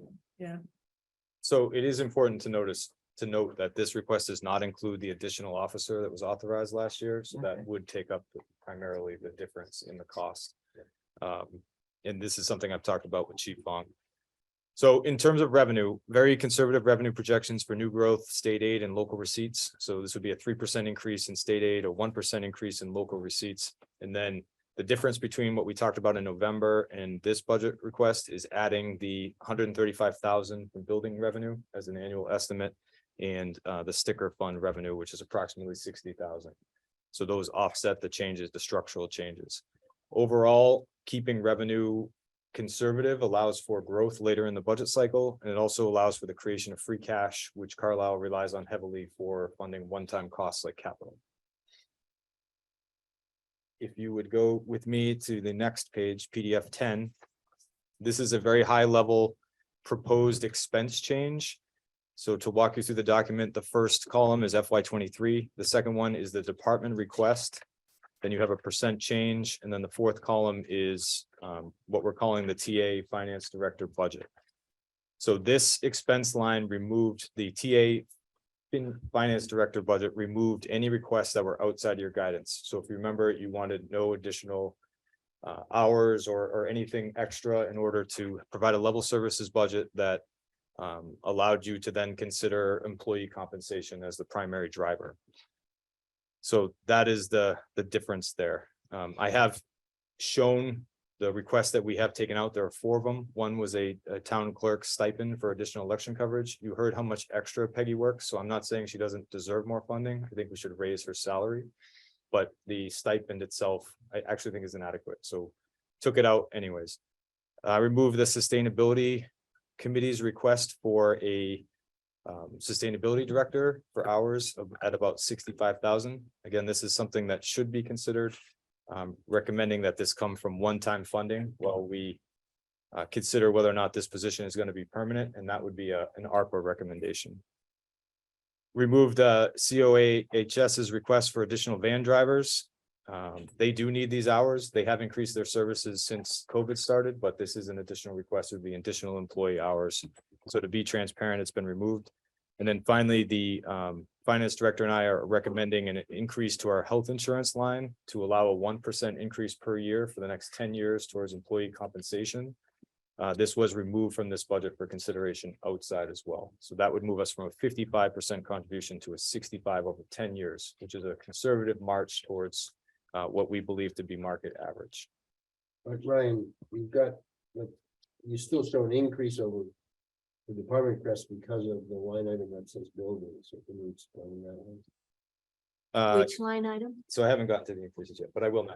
So the major increases in this budget, and I'd like to start with first the regional school request. So the regional school request is the largest increase since 2016. And then in 2016, that was the largest request that I could see in recent history in the last 20 years. So to put it in context, they're asking for a 9% increase, which is $630,000 of new spending. This is more than Concord is being asked to spend in new spending, and they're 3 times larger. So it's a 1.1% shift in Carlisle's enrollment. 328 of the 630,000 is for that shift. So if you took the shift out, which is more Carlisle students than Concord students, it would be a regular change or a 270,000-ish increase in expenses. The reason why I'm spending a little bit of time on this is it is an anomaly. It is a major budget driver. It is the reason why this budget is so large.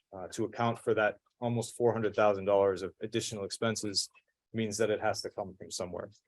Other large drivers of increase are what I think is a reasonable request from Concord Public School, Carlisle Public Schools.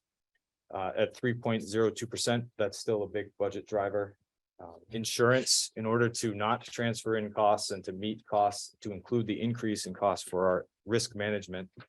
It's almost a $75,000 increase to our insurance line item. Retirement, we're still funding the OPEB liability in our retirement for Middlesex, so that will continue to be a large 10%-ish increase per year. I previously mentioned the police budget. Those are the biggest changes, and that eats up all of the new spending that is available in this budget if you were to keep the tax rate the same as you did last year, or to increase the budget the same way you did last year. So there's a lot there. Why I took those requests out is because this meets that standard line, and now those are decision points for you to consider. So I'm going to get back to the tax portion of this, but I want to move on to. You didn't answer the question I asked, though. What I understand is you have a baseline 23. You've got some departmental requests, which again, I would to echo what Barney said, that's just what they're saying now to Ryan. The FinCom's going to do its normal vetting. And then you and Kim have your own quote unquote level service where you took out whether, regardless of whether you believe it's justified or not, you made it level service. So you took it out of this sort of baseline budgeting, but there's 177,863 in building that you added that nobody's asking for. So you need to explain what that is. So that What line is that? It's in the middle. I don't know. There's Okay. no line numbers. Oh, I see. Oh, I see it down here, building. so Yeah. the building department was primarily funded by their revolving account. This is moving that expense in and using all the revenue into. So we increased revenue and then actually added the building department budget. It's just a structural change. So you're saying if you, because you have a delta on your final column on the right, you have a delta. We had some things and you take some things out. And I like the sustainability coordinator, if you're moving it to a different funding, let's say it's ARPA, I don't know. It completely comes out of this budget. It comes from a different Right. source. So to really go apples to apples, I think what you're telling me is this is a $70,000 reduction. That line doesn't really belong here. Okay, I It's see what you're saying. misleading, right? So the building, if you look at FY23, it was 41,000. Right. That funded the admins and some expenses. They said they should move completely into the revolving account, so they requested $0. So it'd be Right. zero in the operating, but it'd be fully revolving funded. We're saying that the entirety of the budget should be in the Right, operating. But budget. but what we're talking about is So it's a it- delta change of it- 130,000, and there's a new revenue increase of 135,000, so it's a Right. net positive. right, but What I'm trying to get to, I think the main point is the departments, including departments we don't control, like CCHS, requested roughly a 4.4% increase for a variety of reasons. Your budget really, if you net that out, is 70,000 less than that. You took out $70,000 net of things that you considered either should be funded from a different source or level service, they should be considered in the second. Yes. I just want people to have a perspective, because it looks on the face like the TAFD budget is higher than what people are asking, and that's not. Correct. Yep. I understand what you're saying. Okay, thank you. As we all get into the same languages. All right, so the capital plan. So the capital plan starts on PDF 11 and extends to PDF 12. So this needs some work. It is not ready for prime time. The main takeaways here are most of it is stuffed into 2 years with requests above current funding of 2.5 million-ish in FY24 and then 2 million in FY25. So I'll explain what the capacity is to cover this, but the surprise answer is it's not enough capacity to fund the capital plan.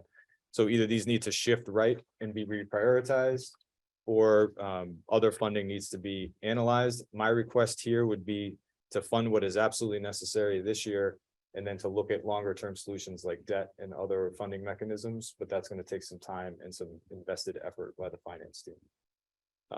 Can we stop again there? So Lynn and company, remind me now, since we don't have when you're doing your departmental sessions, you're reviewing capital and operating, right? Correct. You ask for all of that. That's right. Yeah. And have you put guidance letters coming out It already went up. They already went out.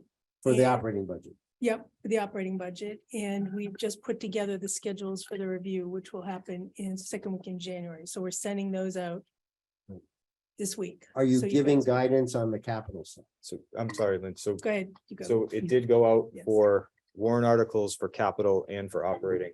So this was sent to every department and they assessed it and agreed that this is what they were requesting.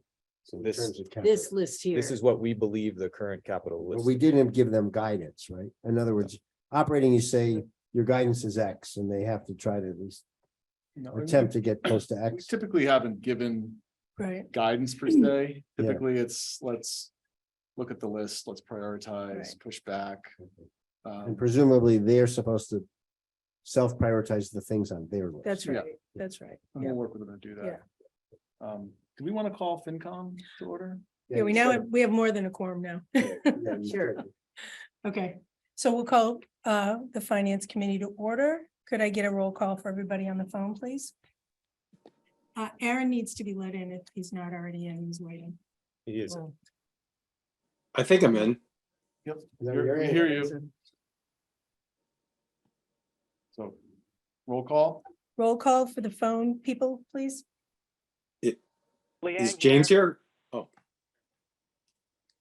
Delia here. I don't know who's 4738. Is James on? Is that James? No. Okay. No, Victor, Aaron, anybody else? That should be it on the phone. So James is not. no. Lipinski here? Triola here. Okay. Okay, so we can continue. All right, Yeah. so, and I understand that this has to go through a process as well, but what the departments requested for warrant articles is shown on page 13. Mhm. This includes, some items from conservation that may or may not be CPA eligible. Some non-cost items, they do have a cost, but not directly on the budget. And then, the accounting department is looking to cover some previous bills and then to update our chart of accounts, which is strongly needed. And then I included a placeholder for capital stabilization to put some money aside for that. That is more of a long-term capital discussion, so it could be removed from this. So I Right, would- quick question for you, just the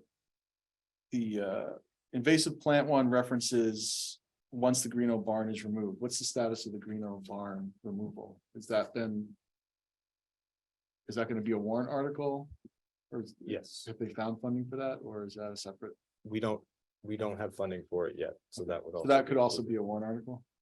we're not sure if we're gonna be ready for town meeting. Okay. But it's coming. But you should mention on all those top three, well, certainly the top two. Whether that would be CPC funding. Yeah. as Compared to that. If it would still be a warrant article, but it would be under the guise of CPC. Right, Mhm. the first two, the cranberry bog. Yeah. So what's not in this budget currently that needs to be considered is employee compensation and the requests that were taken out. So the four that I identified that I won't be repetitive with.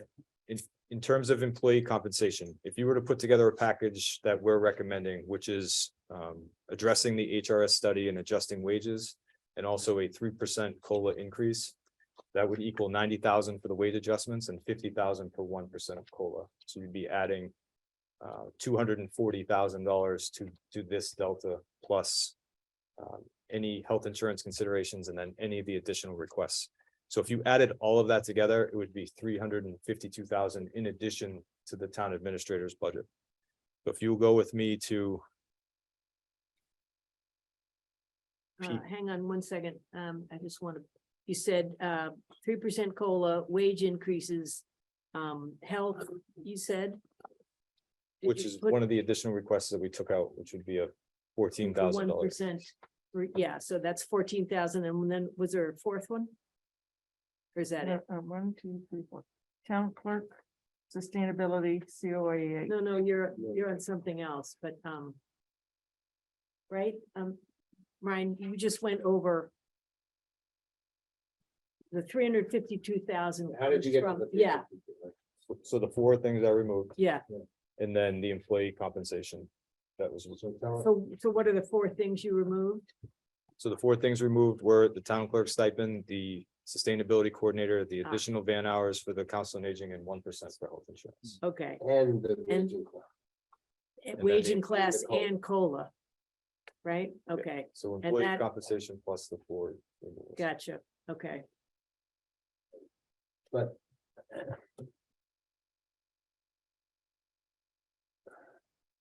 First of all, again, I think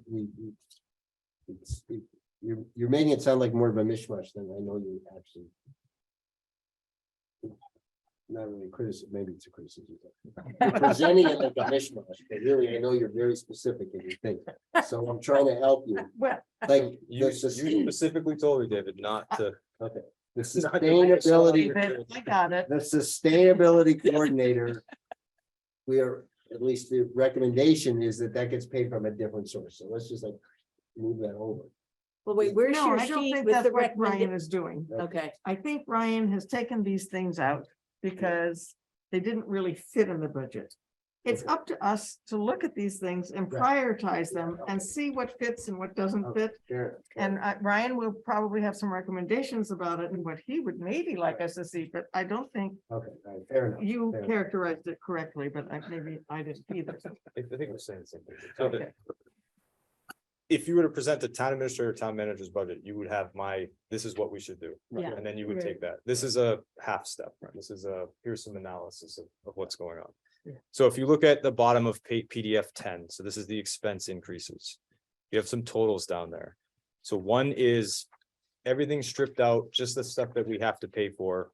We're looking at a $1.543 million increase to the budget or 4.76% increase. If you add the comp plan, which is just a recommendation for a 3% COLA plus wage adjustments, it goes to 1.798 or 5.454%. And then if you add the additional requests, which could come from other sources, it's a $1.875 million increase or a 5.78%.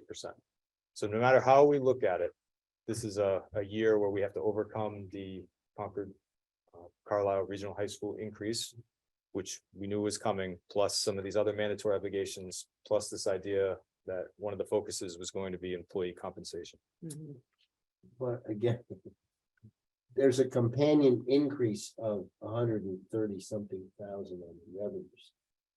So these deltas, these 1,000,007, 1,005, they're not really those deltas, because you have to take that 130 every other. Which I'm about to get to when you look at a levy analysis. So if you go to PDF, It's just the expenses. taking notes, David. Dave, you're always jumping ahead. So when we present to David, He If you go thinks to, faster than me. if you go to PDF 8, then you'll compare in what, Yeah, and what David yeah. wants to do is a levy analysis. So this is what people really care about. What would happen to taxes if we passed either one Yeah. of these budgets? So the TA and finance director budget in column 2 would result in, after you account for the additional revenue, which for the building department and for the transfer station. And then if you were to pay for all of the capital that I'm suggesting, which I'll get to in a second, plus the warrant articles with free cash, then the actual levy would be an increase of 962,000, which if you plugged it into the calculator without any changes to revenue or anything, would be about a $518 increase on the average tax bill, which is for a $1.1 million home. That is equivalent or close to last year's tax increase of 492,000 for the average home. If you included all the additional requests, everything else that was discussed tonight, to include that modest employee compensation plan, it would be a $1.3 million increase to the levy to include some of those revenue projections, or a $698 increase to the average tax bill, which would be the largest increase in a tax bill that the town's seen in a while. So what I'm saying is, if you just did everything that you need to do, it would be like last year. If you do everything that you want to do, that you gave me for guidance, it's going to be a large tax increase. So what do you do with that? You either increase your revenue projections and say, we're going to be less conservative with revenue. That would decrease your free cash, but allow some breathing room and a reduction in taxes, or you cut expenses. So if you cut some of the expenses or some of the things out, your levy will come down and your taxes will come down. So you could, in theory, if I was to give a strong recommendation, do all three: increase your revenue, cut some costs, and then push some stuff to one time like ARPA, and that could get you close to last year's tax increase while still accomplishing most of your goals.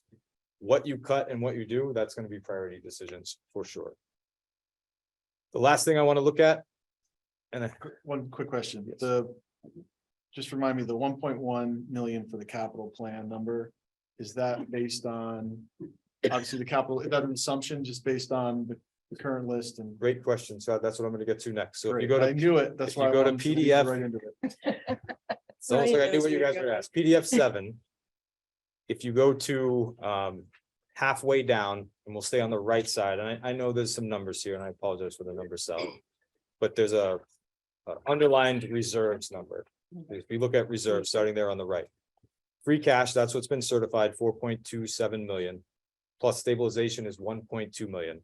We're recommending that the town keep a 12% reserve, which is a healthy best practice.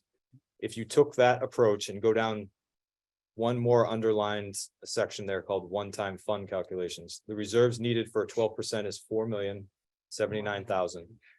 If you take what's in excess of 12%, it's 1.4 million. That's what would allow you to spend about 309,000 on work articles, which could change based off different funding sources, and then about 1.1 million on capital. If you remember, the requests for capital were 2.5 million, which gives you a surplus deficit of negative 1.4 million, unless you shift around some priorities. So I like to consider the operating budget and the capital budget together. They can be teased out and separate, but the more you relax your revenue estimates or cut your expenses, take out the cushions, the less free cash you're going to generate. So if you did spend all of this money to fix some capital, which I strongly recommend you do, but you also constrict the budget and increase your revenue projections, you're going to generate less free cash, which means next year's capital plan will be much more lean, and we still have 2 million to go. So all the decisions affect each other. 2 million to go in meeting the needs of the maintenance, If you were Well, that's- assuming we 2 fund million. every request. Yeah. It's all the capital, it's maintenance. it's- everything. Yeah. Okay, Yeah. okay. There's deferred maintenance, which, and this is separate from, because we've already in the past approved warrant articles that are being used for capital items like the Gleason RTU and all these other, Right. and there's still a balance in there. One of my questions is how much the challenge is there has been spending it fast enough to Right. getting the projects off the Yeah. ground. So part of the question I think that we'll look at in the FinCom is what do we realistically think we can spend in a year? Because I think the challenge has been actually spending the money that's been Mhm. approved. Yeah. And how does that That's huge. affect how much we want to allocate this year?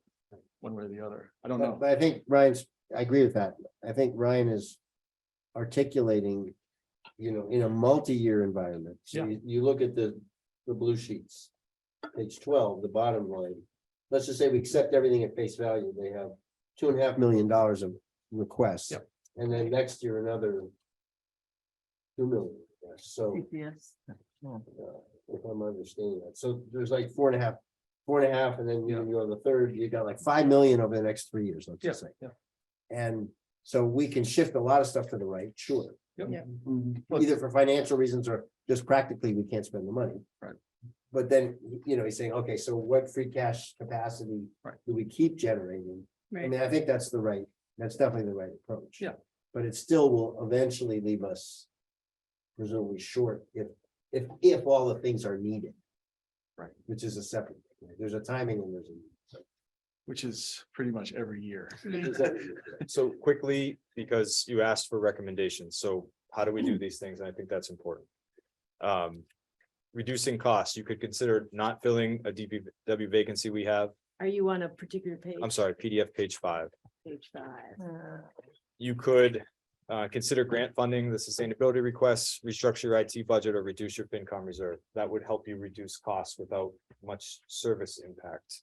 I would argue that DPW would want to comment on that during their department requests, but that is something that exists. The We already, sorry, go ahead.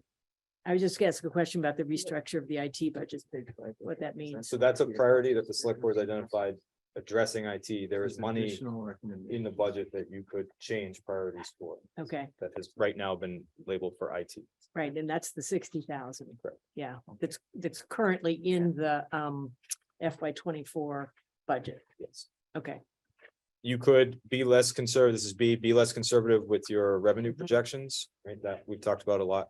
You could use one-time funds to accomplish certain budget goals, like be targeted with your ARPA and your free cash to try and not create holes in your operating budget, but target different increases that can be paired in over time. I think you need to prioritize what you mean by employee compensation, and that decision probably needs to be made pretty quickly in order to inform this budget process. And then just gonna slide down to next steps. So next steps would be, this is PDF 6. Turn the budget over to the finance committee, obviously for their department reviews, and they can strongly consider and hear department arguments for these additional requests and others, including myself coming in and discussing employee compensation. Select an employee compensation plan early in the budget process, and this includes any wage adjustments, COLA, and what you may or may not want to do with health insurance splits. Direct the finance team and myself to refine this capital plan, including meshing the municipal facilities committee plan with this capital plan, so it's one comprehensive document. Review the warrant article requests, and then present a finance committee budget to the select board on February 6th.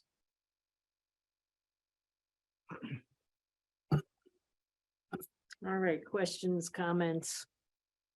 We, A lot of work. Nice work. Yeah. Yeah. yeah, It's a tremendous amount of work you did. Yeah. You guys are wonderful. Yeah. From a process standpoint, so you have your hearings, Right. you have this list and you'll have their list and. Yeah. You do all the stuff in January and we're gonna all get together on the 6th. Is there interaction between our two boards in that interim, or is it kind of in your lap now to sort of? Yeah, we don't have any more coordination meetings between now and then. I think the next one is in February 6th. So, which is pretty much how we normally do it anyway. I mean, really, all Ryan did was he kind of cut to the chase, right? He's already met with the department heads. Our liaisons will still meet with those department heads. We'll, at that point, have open meetings. Yeah. Everybody can attend to hear their, hear each department give their response on their budgets, why they need what they need. And then basically, we'll take your recommendations and fit it into as best we can, like we always do, to present it back to you guys for that next Right, meeting. so on that last piece, how do we convey our recommendation? Well, this is why we're going through this now. So we'll be looking to you for some guidance to give us some recommendations. And that would probably be in February, I assume.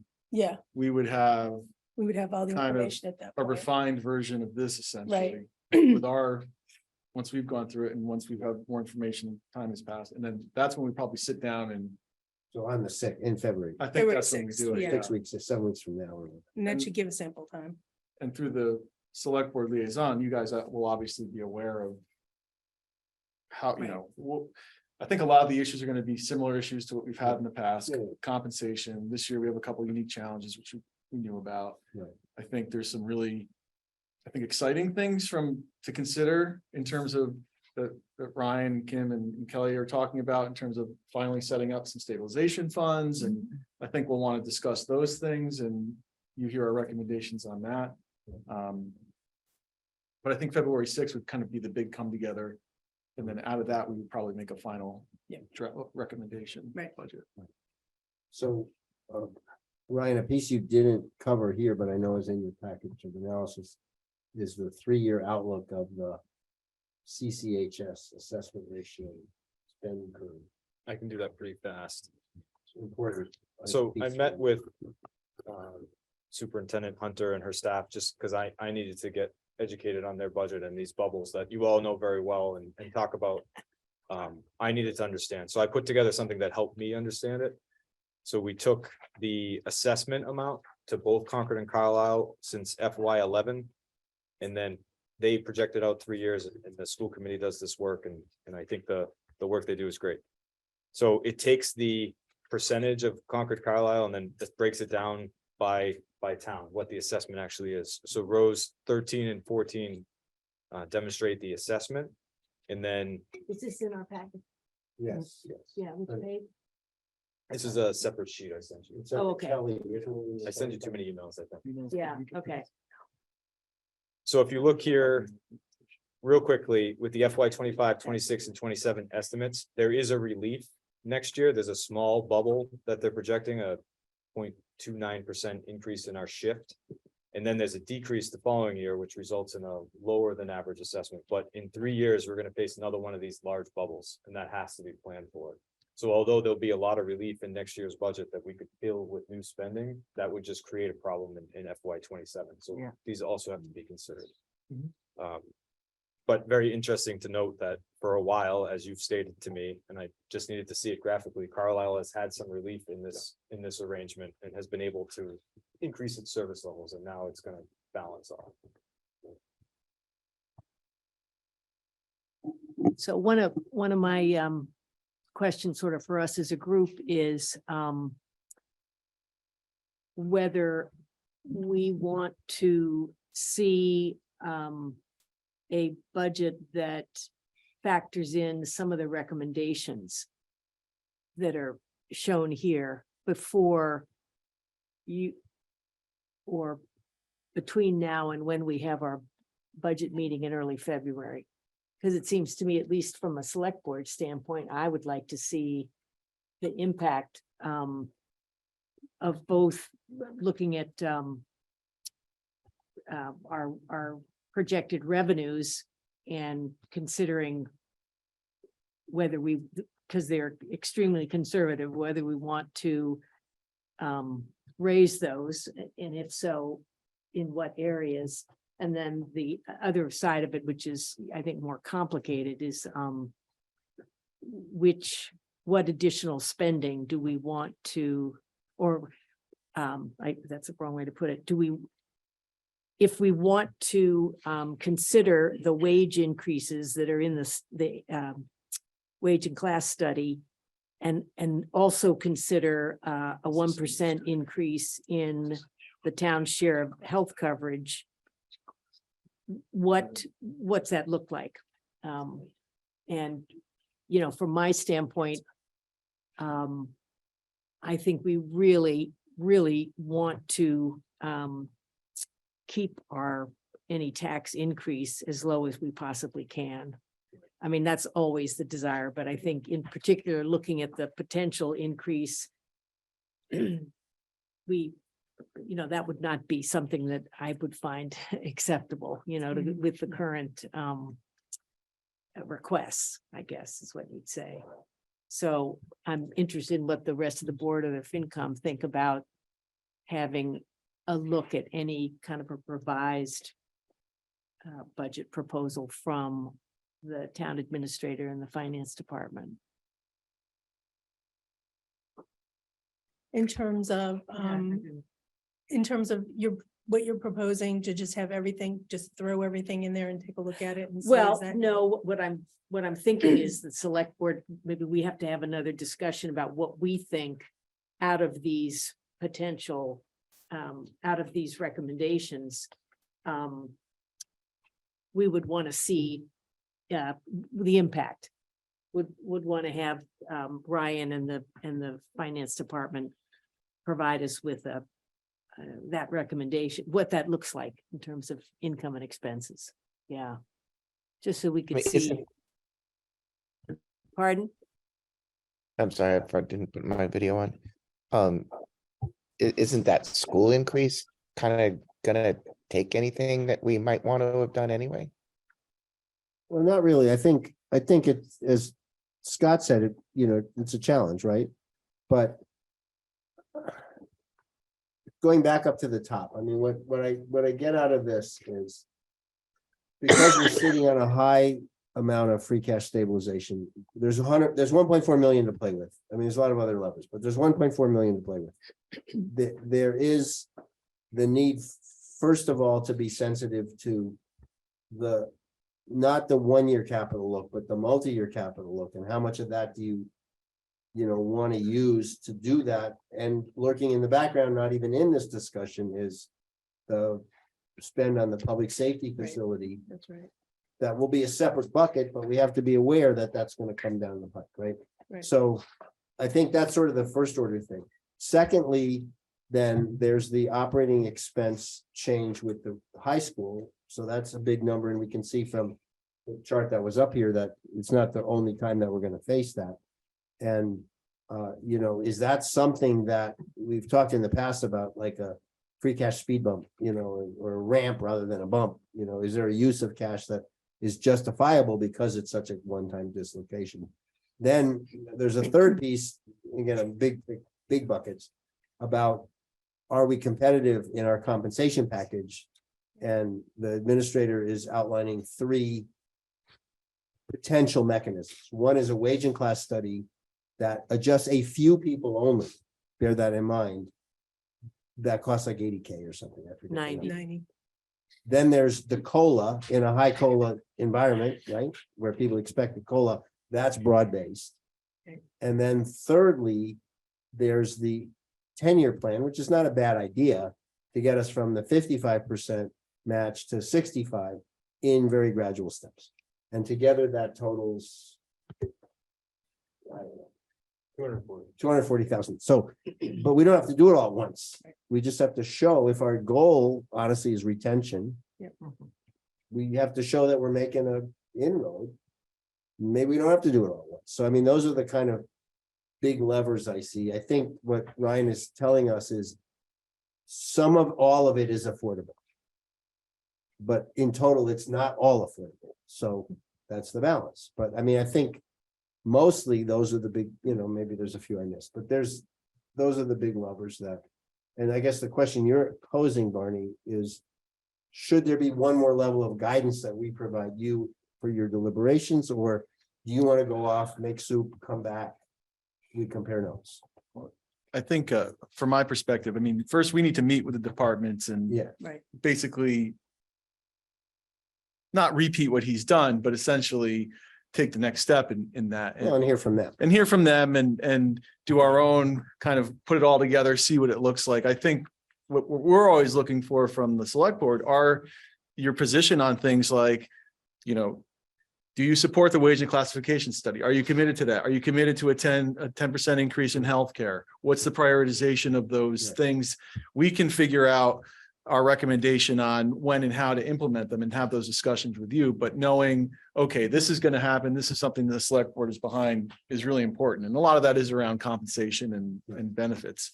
I think the other thing that we'll talk about, not tonight, but is ARPA. I mean, Kate and I are on the committee. We have approximately 800,000 in ARPA funds that can be applied over the next 2 years. How do we want to use those in the 2 years? And a lot of that, most of that can and should be used towards budget items. And so understanding what your position is on that is also important for FinCom.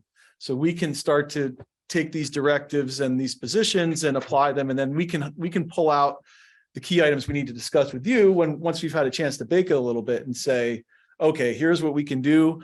On the healthcare increase, we're recommending we start in year 2, and that would mean we're doing a 10% increase over that type of thing. Yeah. You don't need to do that right now, but I think No, but I think understanding. you're pointing out very well. I think that we now have, I don't know, 2-3 meetings in January Right. before the February 6th. I do agree. I think there's a lot for us to absorb here, and we should make time in one of the next 3 budgets to deliberate just among ourselves, Right. because, and then you'll get that guy, and that'll help you. By that time, you'll have gone through your departmental reviews, so it's just another piece of data. I think That's it right, would be, because I think in the prior years, sometimes we've been completely aligned and there's no real issues, and sometimes we haven't been aligned, and then we have a whole nother round of sort of. And what I would like to avoid is you go off in some path that we don't support, and you spend a lot of time on that. So I think it's good for us to just have a session, have another 45-minute session Well, and I think because mid-January. Ryan and Kelly and Kim, Yeah. I think the big benefit here is a lot of information has been surfaced at this point. We can, Yeah. we've already essentially have a look at what this looks like. And now is a great time to use that information. We'll use that information to really tease out what are those key things, so that when we do meet in February, we already know the 4-5 key things we need to resolve to finalize the budget recommendation. And not only that, but we're also able to kind of look at that broader picture, right? I mean, Yeah. we've really done a lot of seat of the pants financing over the last few years. This is a much longer view. We're gonna now be smart.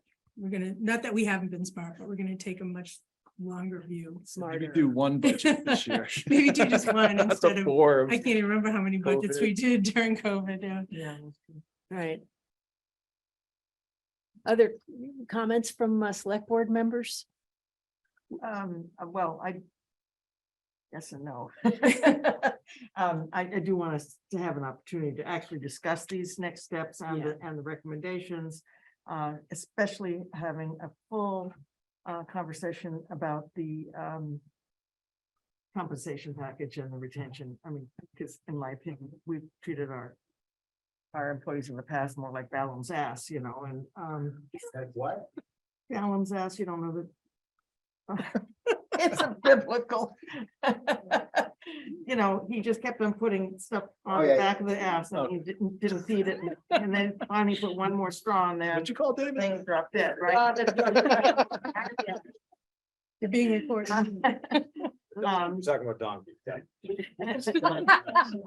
Well, and So, and for my benefit, the previous what's the timeline to make a decision around, like, when do we know, like, the public safety question? I mean, that's a big Yeah. over. Yeah. That's looming debt over our service, heads. we need to know, I still don't have a good feel about our debt service capacity. Right, yeah. But is that gonna be is that a town meeting item this year, or is that something for? I don't see how it could be. There's just So so I much. to consider. have this conversation a lot with David, and he helps clarify thinking, and helps me understand.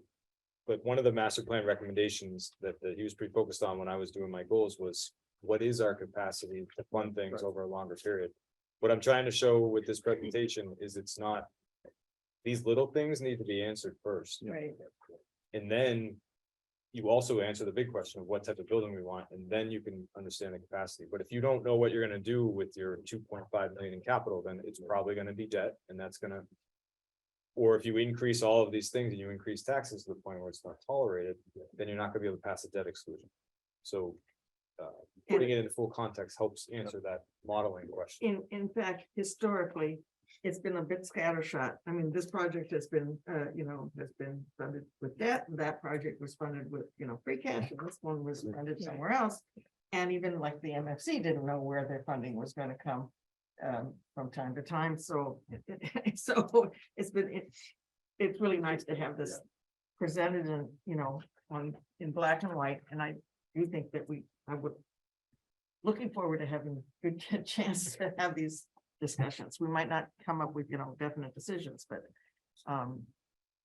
Yeah, and I can say that having already sort of looked at those 3 meetings in January, we definitely have time. We already That, put it, um, actually, there's a placeholder for the third, but it might be too early. Yeah, Yeah. or we may need more than one, but going so- back, sorry, going back to the compensation part. COLA in general, you give COLAs to keep people from falling backwards. And if you are readjusting, if you're giving somebody a new adjustment, shouldn't have to give them COLA on top of that if the adjustment isn't into the right spot. I think you can even look at it a little bit like our tax levy, because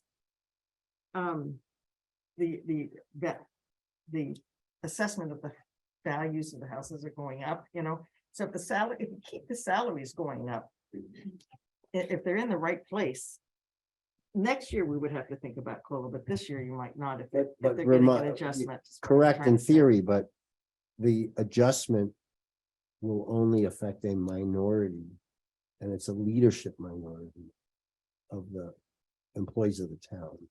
So you have to think about the rank and file who are not typically, wage and class has not shown that they need such an adjustment.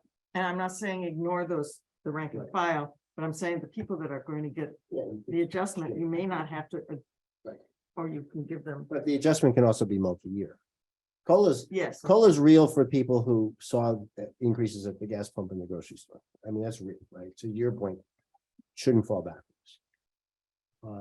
I guess my point is that if your salaries if you give proper amount of COLA to a base salary every year.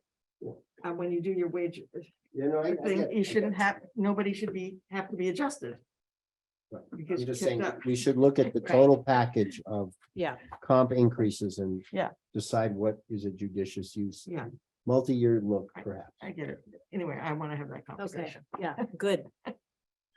All right, I think unless there's any last burning comment someone would like to make, we are ready to stop now on this item and really appreciate, I'll just say it again for all of us, the great work that's gone into this and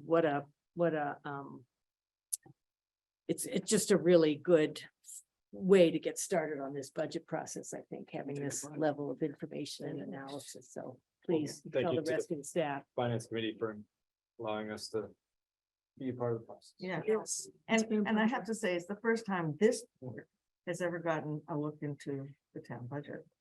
I didn't know what departments were getting, because you guys were strictly doing it. We never got to see it. The until it details, was yeah. fully baked.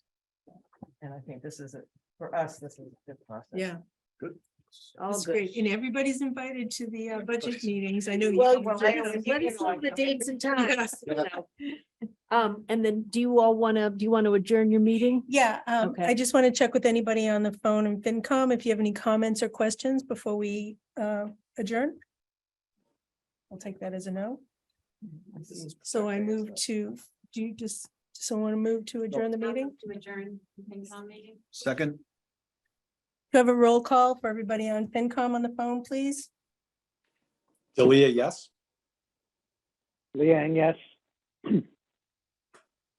Lipinski, yes. Tomorrow, yes. Julius. All right, and thank you. Aye and nay. Take care. We usually do, but since Aaron started with yes, we all just said yes. It felt weird.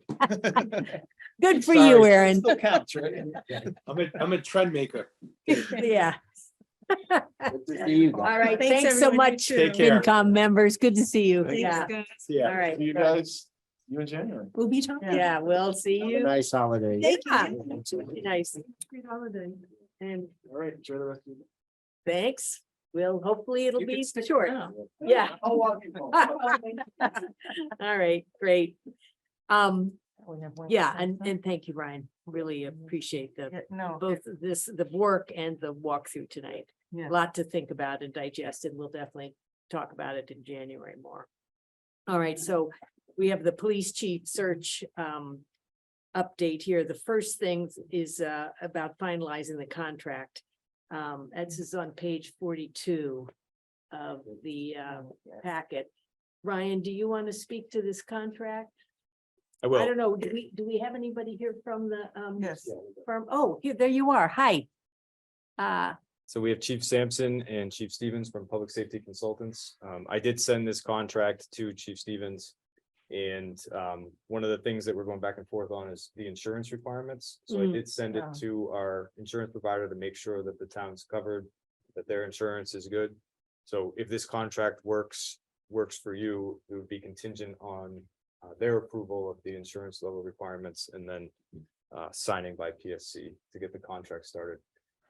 A quick note, they are meeting, as I'm sure Travis will talk about tomorrow morning, to start the police chief search process. So that's exciting. They have a meeting scheduled tomorrow morning that we will be attending.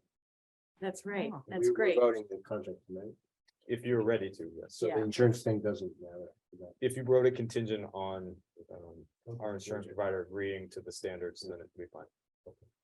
All right, so Happy to make the motion. if we you have want. a motion here yet. You want Yeah, to do that? I move the select board approve and authorize the chair of the select board to execute the contract between the town of Carlisle and Public Safety Consultants LLC of Boxford, Mass. 01921 to assist with the police chief search process and assessment center in the amount not to exceed $14,200 and $2,500 per candidate background investigation, subject to final review by town council as to form. May I have a second? Second. Okay, discussion. Do you want to give us a quick overview, Ryan? Or It's a You- standard. it's in the packet, It is so. been reviewed by council, standard contract that includes the scope of services as found in the RFP, so no surprises. This is just to get the process started. Okay, So I have just two questions. One is, so it says subject to form of town council, it doesn't make mention of insurance. Does it need to- Should I? do we need them? I would add it just to be clean. Yes, I agree. So I would amend my motion to add the final line says, subject to final review by town council as to form and verification of insurance requirements. Second.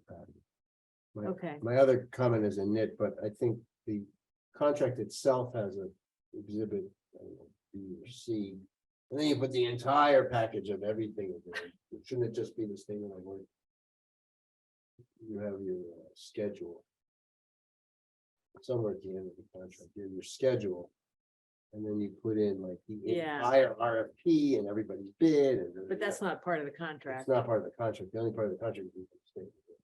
So the two exhibits would be the RFP and the submission to make the contract whole. Yes. But you won't Okay. see it again. It'll just be the contract from now on. Okay, If you say so. and I just want to clarify, so the $25,000, $2,500 per candidate background investigation. So my recollection in the proposal is that you the 14-2 involves up to 3 candidates. And then if we were, for some reason or other, the screening committee wanted to put forward 4 candidates, there would be an additional cost, if I'm remembering correctly, for the assessment center, for an additional assessment center. I think Oh. it's actually that it includes 4 for 12, but this would be on page 101. Okay, thanks. And that's a good question to ask, Barney, because Right, it looks like we may only be requesting. 3. right, because your charge says up to 3, so. Oh, my goodness. Well, we just got some relief here. Sorry, those of you that are remote. So Barney, the quicker answer, thank you, Yeah, oh, I see it here on page 101. Yeah, is you're not necessarily going to do a background check on every potential candidate. uh-huh, So ideally, you would identify 1 or 2, and if it's a deciding factor, this was an optional service that they would provide. We can Right. also do our own. okay. But if we, so, but so just, so the contract would include,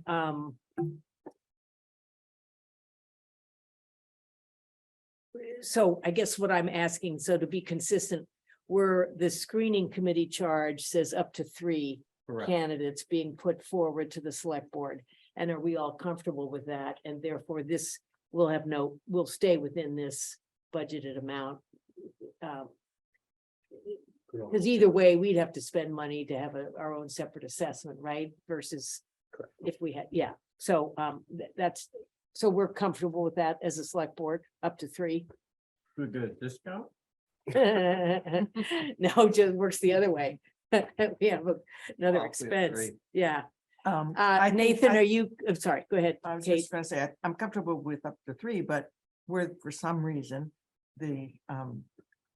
so, you know, selection Screening committee. committee found 4, and they absolutely wanted to bring 4, I think, you know, that should be open to discussion.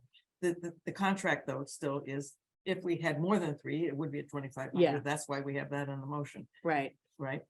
So, so I just want to, well, maybe we should, let's discuss that when we get to the charge for the screening committee. That Fine. probably makes more sense. Okay, so are there any other comments or questions about the contract here? I have just one request, which is the timeline that's on page 97. I just think it'd be helpful because this is, I saw somewhere that you thought, it was in the proposal somewhere, I think that you were saying you thought that we could have a chief by the beginning of April. Am I remembering that right?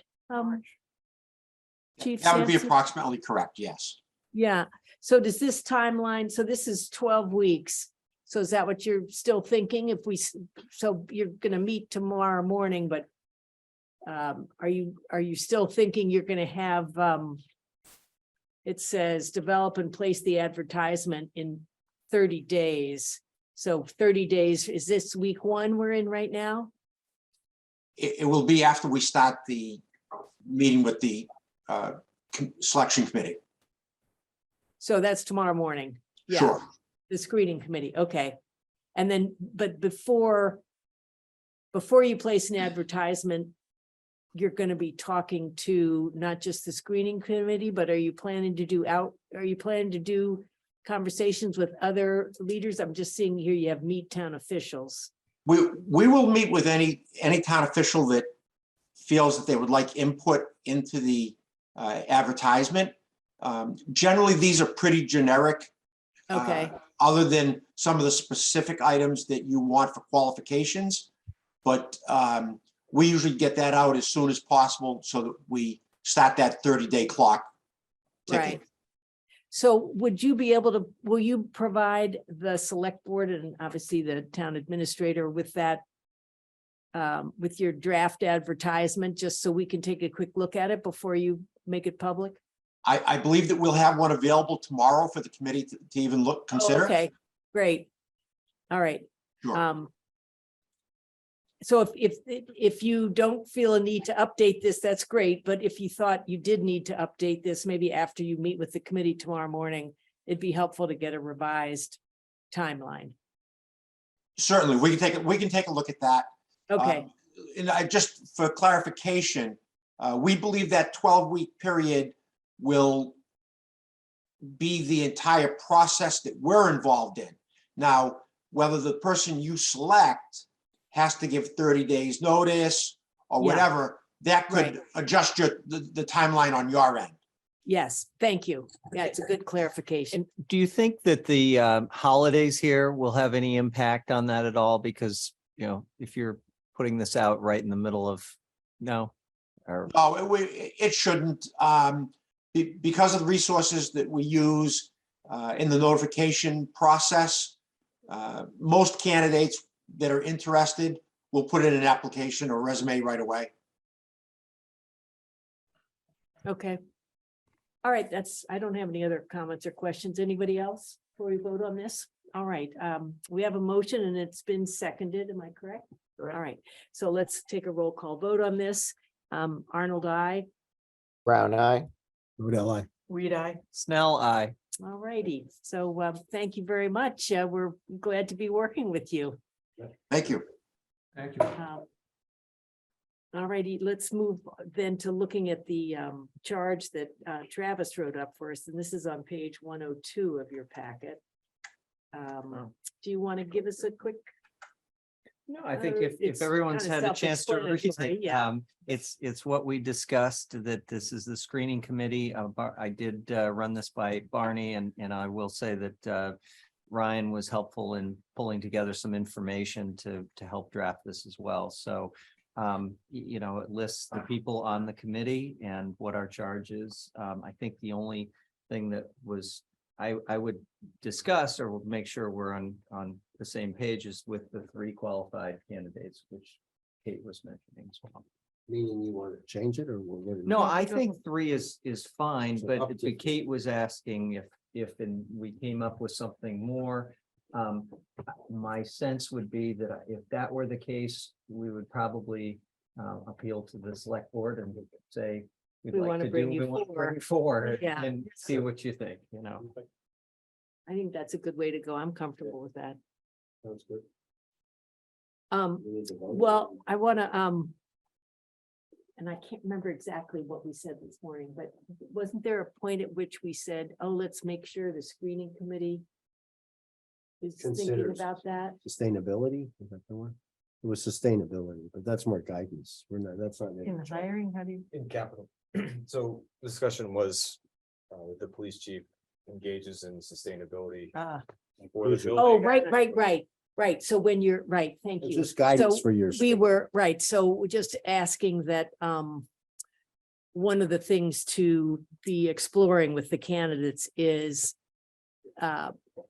their, both their experience with trying to make their department more sustainable. I mean, the obvious is, you know, electric vehicles, but other, you know, just that's an important consideration for us, given where we are and just trying to implement the master plan and sustainability being a priority.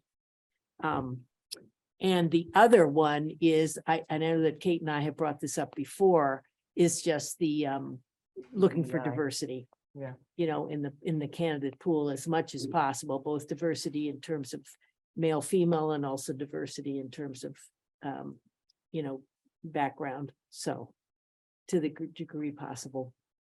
So I have one more question about the number of candidates. It says up to 3.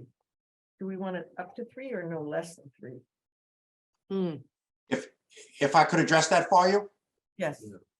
So we expect 4 or 5 candidates to reach the assessment phase. And certainly, we can give the town the results of all of the candidates that we assess. And at that point, it's really up to you who you move forward. And I was trying to read the charge on the screen. If you want to put that back up, or at least consider, quite honestly, our recommendation to you would be in that charge that the committee should not be selecting the 3 finalists. Right. Once the committee recommends the candidates that would go to the assessment center, that should be the end of their involvement, because now you're entering the testing phase. Those scores are confidential. They cannot be released to the public or anybody. And from the testing phase on, that should be an administrative decision of who the selection is going to be. I would certainly prefer to let you know our results on all 5 candidates. And that would be a decision, whether it be with the chairman or in the town administrator and our recommendations. You know, you can interview all 5 if you want.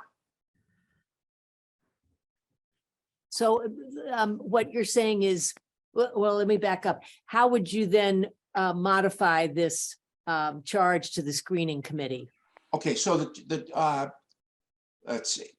So Probably that second sentence. correct. We'll work with public safety, recruiting firm, contracted by the select board and shall recommend a minimum of 5 qualified finalists. Well, they're going to Just say as recommend, appropriate. Why are we dancing on the head of a pin? sure, Recommend candidates as Kate's saying appropriate. 'Cause three he's at saying- least should be Yeah.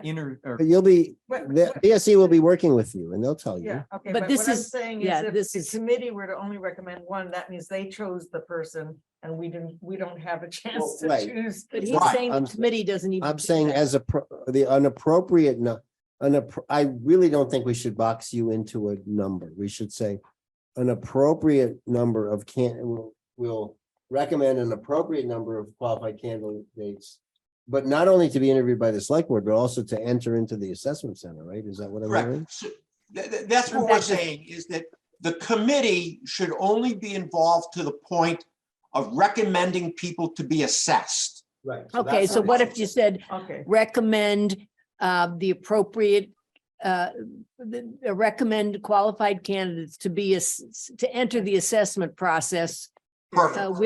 with the PCS, with the public safety consultants or something, period. Perfect. okay. Right? Does that do it? I think, Yes.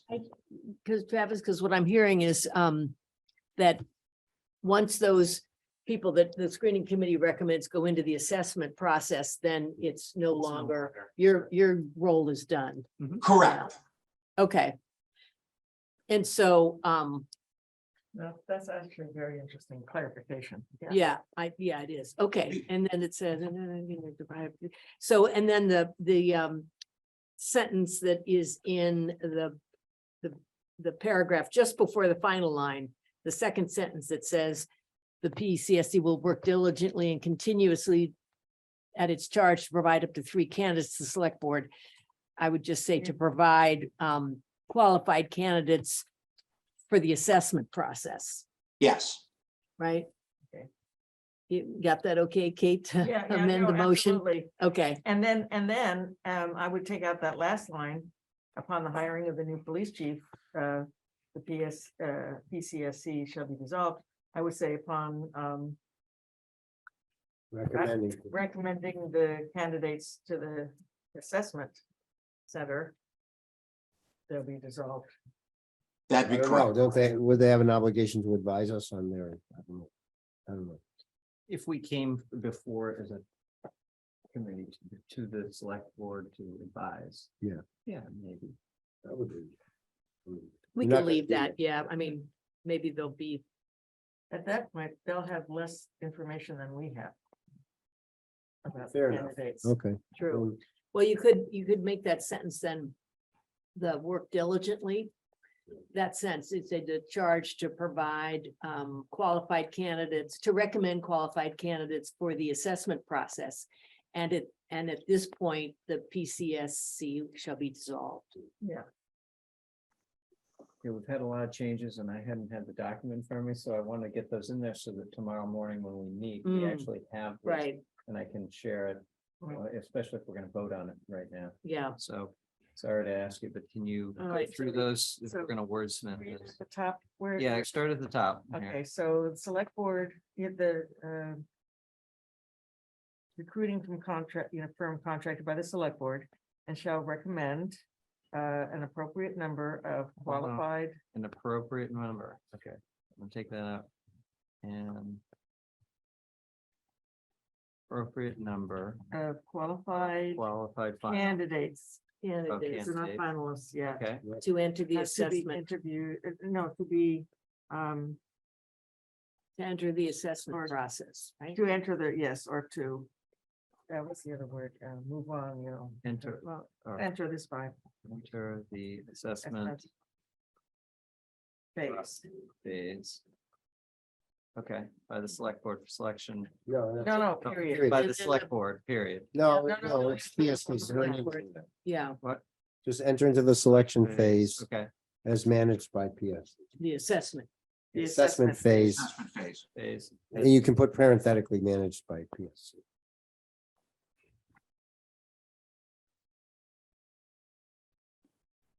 Okay, Okay, And then the- that's this sentence down in the bottom large paragraph. Read over your shoulder. You could just say the Yeah, okay, all PCSC that will goes, work yes. diligently and continuously at its charge. Okay, You can leave out that other stuff. Yeah, okay. Right.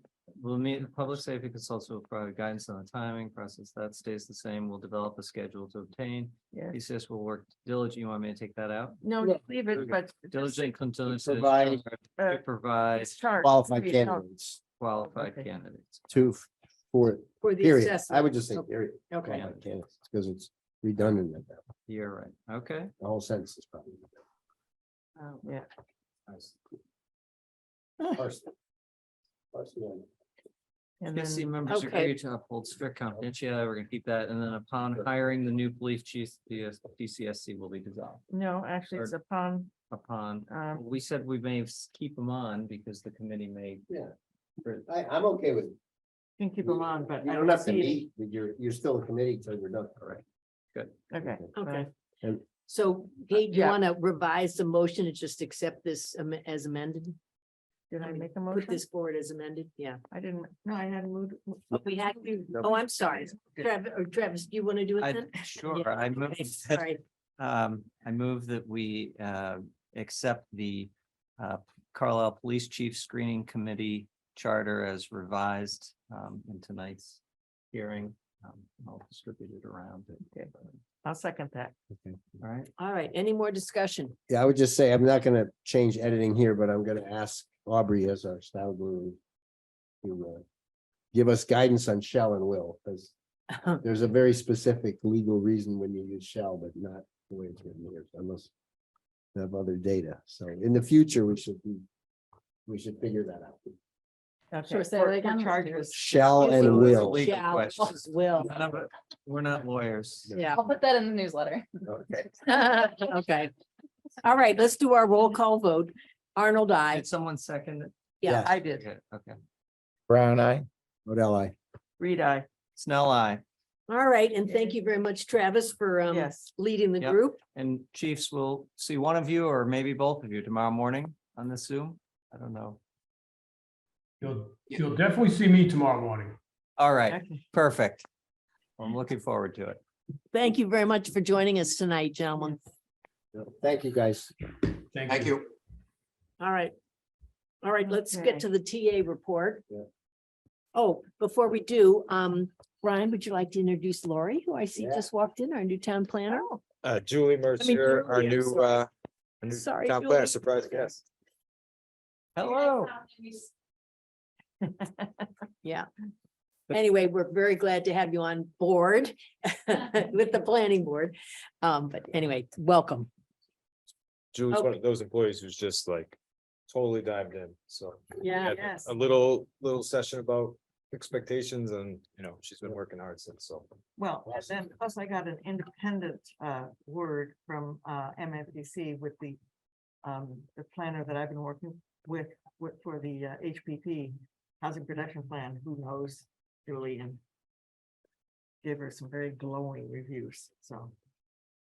Good. We've got the best. No Good. pressure. All right. So Ryan, let's move to your report. All right, I will try to keep it succinct. So I was able to attend the tree lighting. The tree lighting was a very fun event.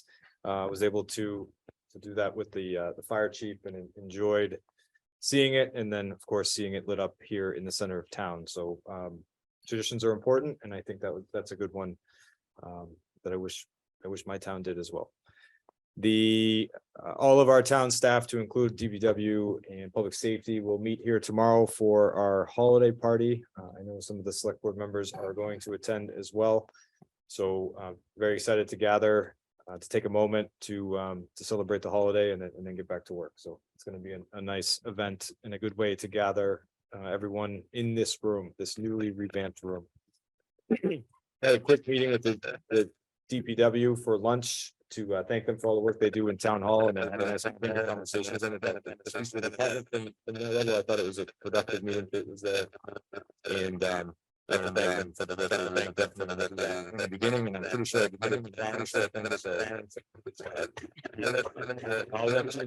gonna do that. Painting until this room has been updated. We should have at least that one of the meetings in June. That's my goal. Ryan, I just want to interrupt for a second. Yes. Something happened with the sound. We can't, it's very, very garbled. Oh, It sounds almost like you're talking into a can or something. How's this? That's much better. Thank you. And so our police and fire chiefs interviewed candidates. Aubrey was there as well for the vacant dispatch position. Should have some type of recommendation for you in January 3rd to fill that important spot, make sure that department is fully staffed. Chief, you saw I met with Chief Fong tonight. They heard about the screening committee meeting tomorrow. Julie's sitting right there, so I'm flying right through this. So attached to this report is a organizational structure. So just want to take a moment to orient you to this.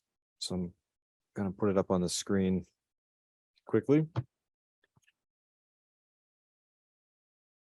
So there's two. oh, yeah. I printed those out, but I couldn't read them. I don't know if I can get it smaller.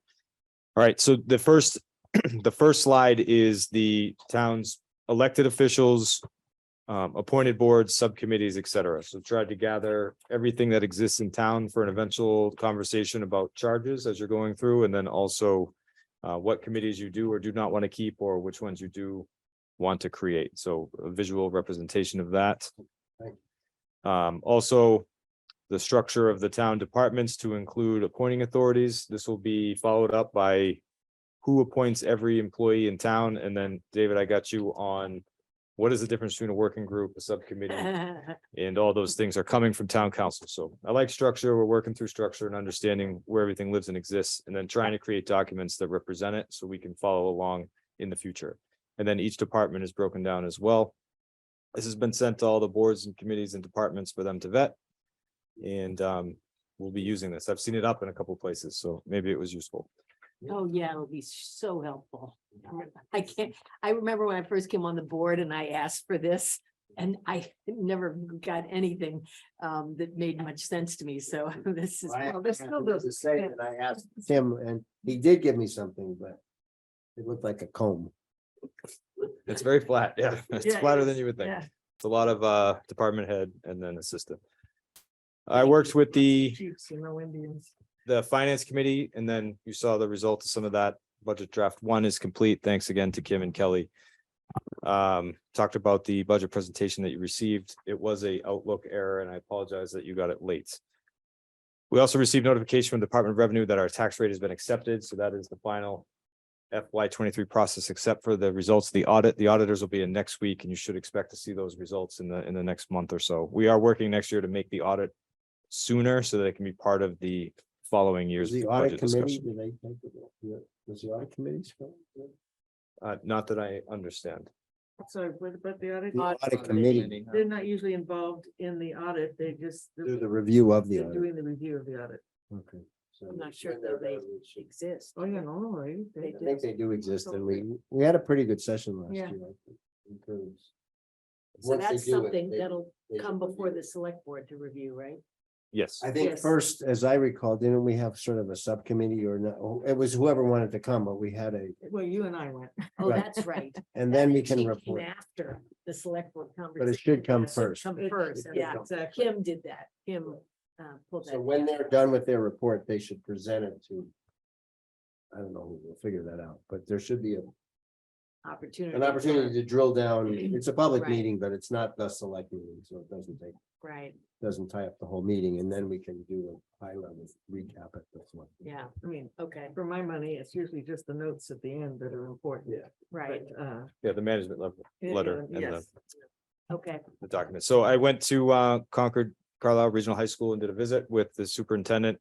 Got to see the beautiful school and talk to some folks there. So plan on making that a regular thing. We're also continuing to work on getting an all chairs meeting and attending one in Concord. So that hasn't slipped the mind. It's just going to be delayed until after the holidays. Weights and measures. We have a couple scales in town. You can imagine where they are.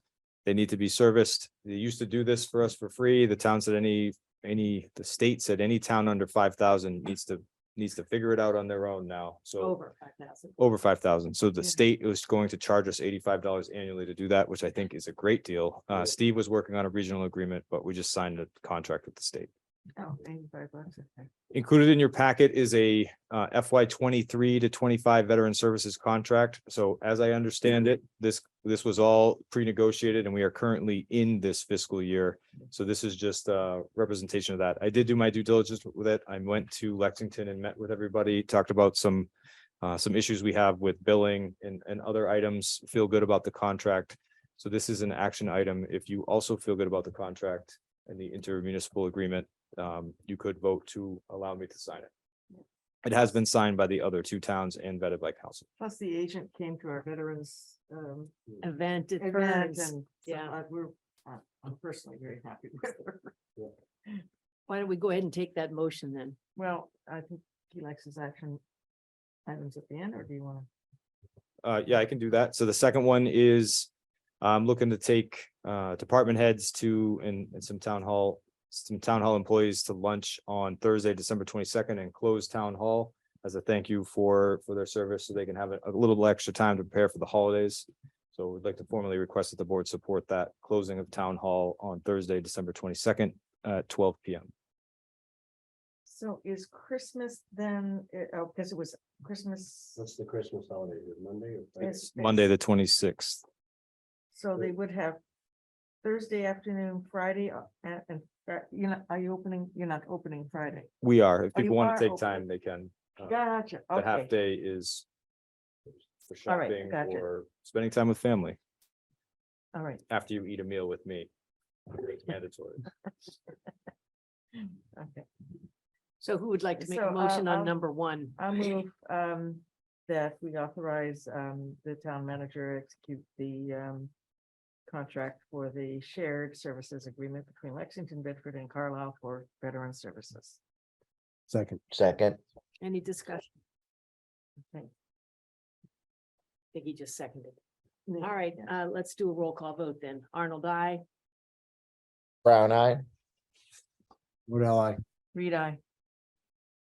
Snell, I. All right, motion carries unanimously. And then item 2, Do we need to have a motion for that, or can we just say, go ahead?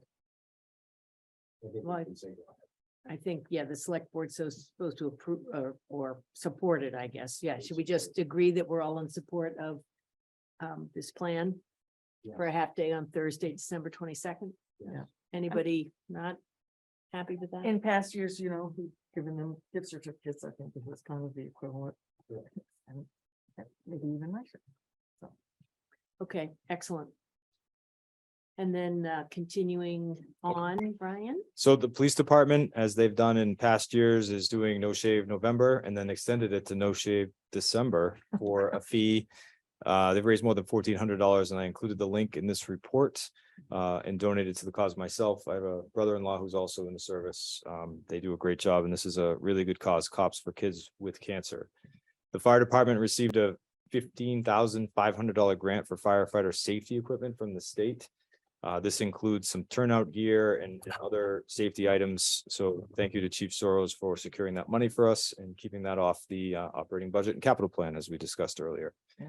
And then Chief Soros and I would like to recognize Bert Rubenstein for his service as the town's EMS coordinator for the past couple decades. So he joined the department in 1992, became an EMT and firefighter before taking on the EMS leadership role. Last week, Bert taught his final EMT class as a coordinator, ending the longest tenure for this position in our area.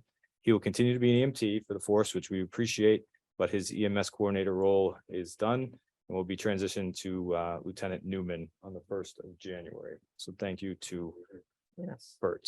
We all add our thanks to Yes. Bert as well for his many long And years of great congratulations. service. Yeah, Yeah, congratulations. I think I'd also like to add, if I can, Bert was really a critical piece during our transition of fire chiefs and, being the deputy chief and just incredibly helpful.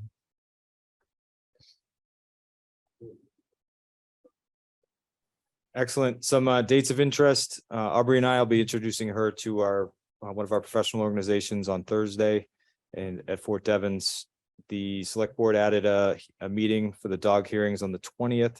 We talked about the 22nd, the 26th is the observed holiday. I will be on vacation from 27 to 30, but I am bookmarking time in the mornings to make sure that the meeting on the 3rd is ready to go. And then we have the holiday observed for New Year's on January 2nd before your meeting on January 3rd. So that should be fun. And then this is the The draft is on Draft ag- page 127, the next agenda. there's more documents than I thought. Yeah, so if you, we'll have the hiring and appointment of the dispatcher. A check-in with Ryan about sort of his 120-day report. And and then Aubrey, it looks like you'll be talking about the onboarding process that you're developing, and then executive goals and objectives. This is coming from sort of as the town administrator, executive goals and objectives. Yes, just checking in on meeting your Yep, goals. okay. Yes, and No. then we need to take a look at the government task force recommendations and really break that down and figure out what we might want to put forward to town meeting. The police chief search, just an update about how that's going. And then Ryan has a policy review around the selection of a designer to help with the municipal facilities projects and getting that such that we can get those projects started and completed in a more timely way, and then some financial policies. Yeah, no, right, so financial policy. Yeah, that his forecasting and OPEB Well- policy changes. Do we want, the question for us tonight Is is, we do want we want to something on do the some budget. on the budget, start that? Right. Yeah, Um, yes. And, Want and to start that in January, at the January 3rd meeting. We also have 2 more meetings in Well, But January. it'll be more fresh in our mind. Yep. It's up to people, but it probably takes 2 sessions. for this. yeah, I think. And I guess maybe we can check Travis with you to see whether we need a police chief search update at the January 3rd meeting, because Yeah, you will have there's been anything to- just had update. 3 weeks, so Right. we could wait and have that on the next agenda. Yeah. So David, 'Cause on we the, could- on the government task force thing, are you gonna give us a spreadsheet, or do you want me to take a I am hack gonna at it? do, I was gonna do that with Ryan. I Okay. think, did I Okay. read some document I read in here had a whole, that should have done my work for me. Did you send me that or something? We're all, oh, it's in the minutes, actually. Jen did it. Jen, thank you. She's not there, but in the minutes, which we'll get to in a bit, down somewhere in the minutes, there was a pretty comprehensive list of, there it is, it's on page 144, maybe All right. 143. Before we go to that, Well, it's relative to the agenda. right, but I mean, just for you to be able to, this will give you some guidance, huh? Well, You're it's saying pretty it's complete. helpful. It was Good. actually helpful, so I Good. think we can make a sheet unless, So, is there something you want to see on it, Kate? no, I don't know, I have to reread it, I don't have it here, I have all my notes at home. But I'll. So here's what we'll do, Ryan, next week we can make a sheet out of this. This helps me a lot. And then we can fill in blanks about where we think we are in the process already.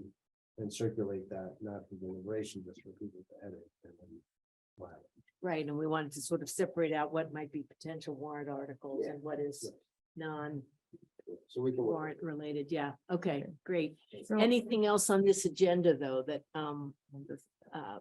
people have questions about, or the other 2 agendas in January?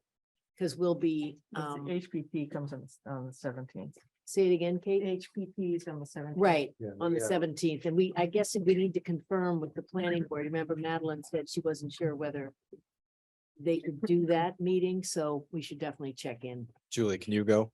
Yeah, Okay, so Most of them can, but like 1 or 2 are tentative, so they're, Madeline was gonna have to basically. okay, figure out the right way that would work. okay, well, there's 2 other meetings in January. We do have Simon Cataldo coming to visit us. He's the newly elected representative to the legislature for our area and a friend of many of us here. I asked him to put together a short presentation.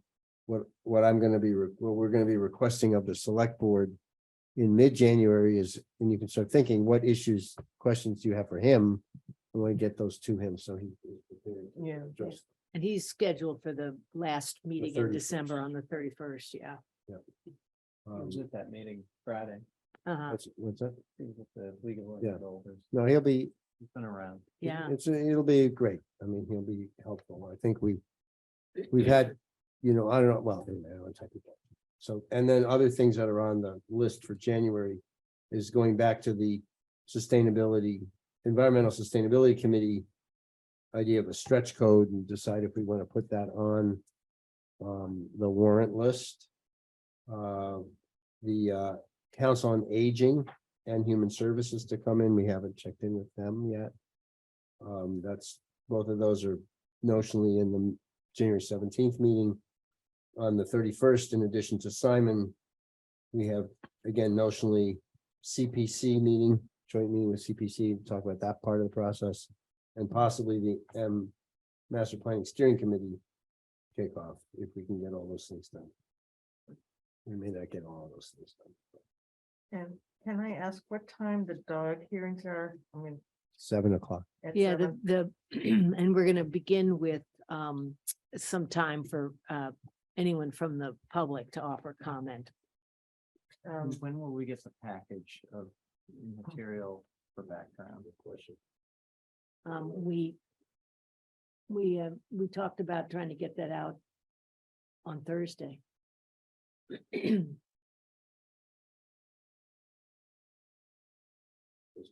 mean, the 15th? So we have sent the minutes from the last time, the video. Yep. The order. Is there anything else in particular that people are looking for? I made a request and I received the additional things, but I was curious about the Nathan Lane.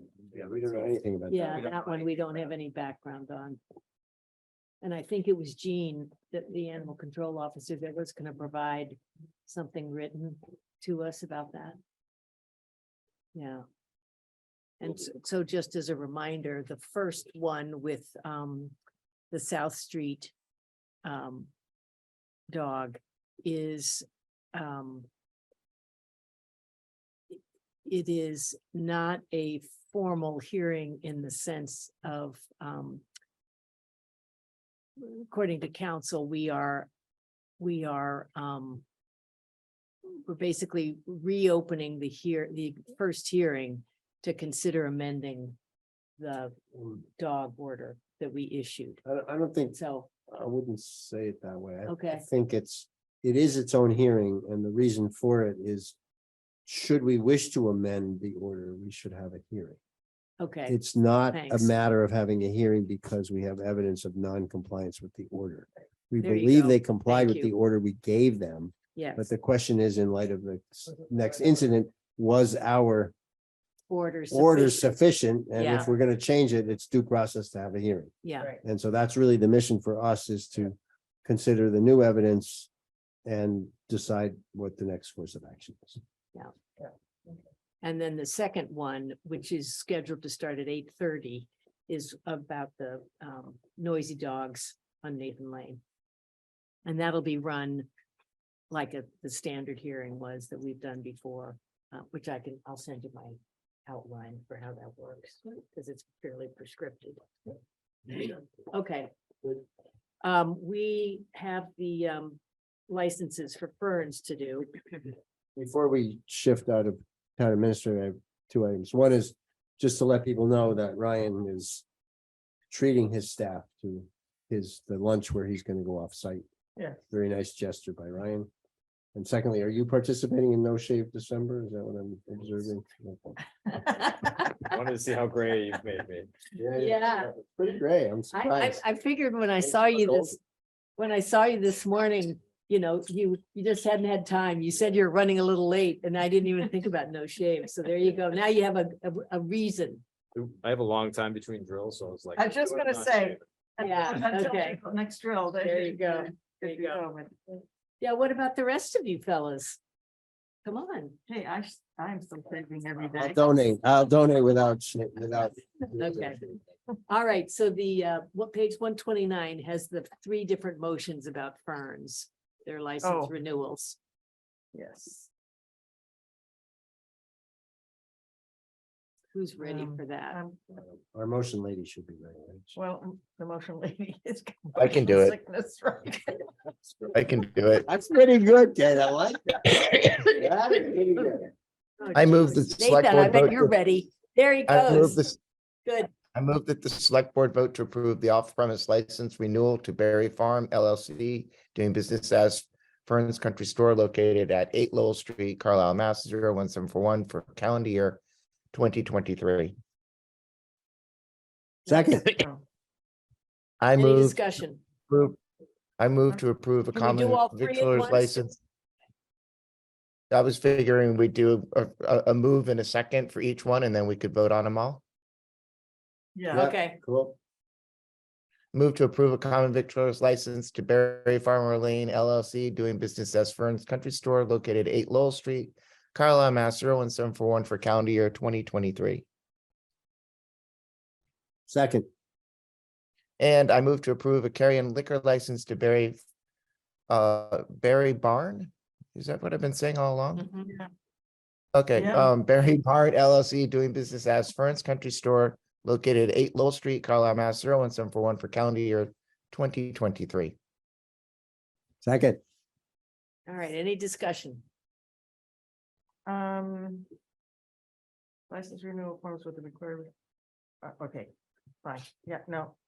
All right, This has already been yeah, looked at, right? approved. and- Yes, I see Ken's thing. Yeah. All right, roll call vote, please. Arnold, I. Brown eye. Modell, I. Rita. Snell, I. Excellent. I am going to ask that we not do liaison reports unless there's something really urgent that someone has to bring up. All right, hearing none. We need to approve 2 sets of minutes. The November 15th and November 29th.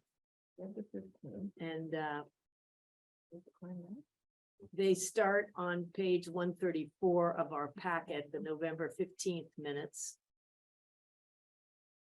I move to approve both sets minutes, meeting of November 15th and November 29th. Yes, May I have a second? second. I have just one small thing I noticed at the end of the November 29th one. Because I know, Nathan, you weren't there. It showed you were voting that we adjourn the meeting. So. I'm that's sure I just would one have. Small one. Yeah. This is in the 29th. Vote on. Yeah, the November 29th one, right at the end. Yeah. I have Jen not- did a great job not having him voting on any of the other things. And also at the end of the 29th on page 149, Travis picked up an extra L on the dog hearing Oh, motion. thank you. Okay, That should be added. all Otherwise, right, with those small changes, any discussion? All right, roll call vote, please. Arnold, I. Brown eye. Modell, I. Rita. Snell, I. Yeah, Snell has a double L on all of them. Actually, not just on the. Don't last you one. spell your name with a double L? Yeah, No, it should have it was 2 the L's. triple L. It was Oh, the it's a triple L. triple L, okay. A 1L Gotcha. llama, he's a priest, you know that? Yes, I can guess yes. Where? Okay, uh, I would also just like to point out on the warrant items that I signed off on. For those of you that might Oh, be yes. interested, the police hybrid cruiser has been purchased. Oh, really? Yes, it has for $61,000. Whoa. So there you go. We're Well, on of course, our the way. non-hybrids were 55 or 50. You know, were Yeah, pretty not expensive that too. There was- different. Excellent. Okay, a motion to adjourn, please. So move. So moved. All in favor? Roll call vote. Arnold, I. Brown eye. Modell, I. Rita. Snell, I. Excellent. Thank you all for a very good and long and complex, or not complex, but lots of information meeting. Yeah, Nathan. for the hard work that everybody put into the presentations.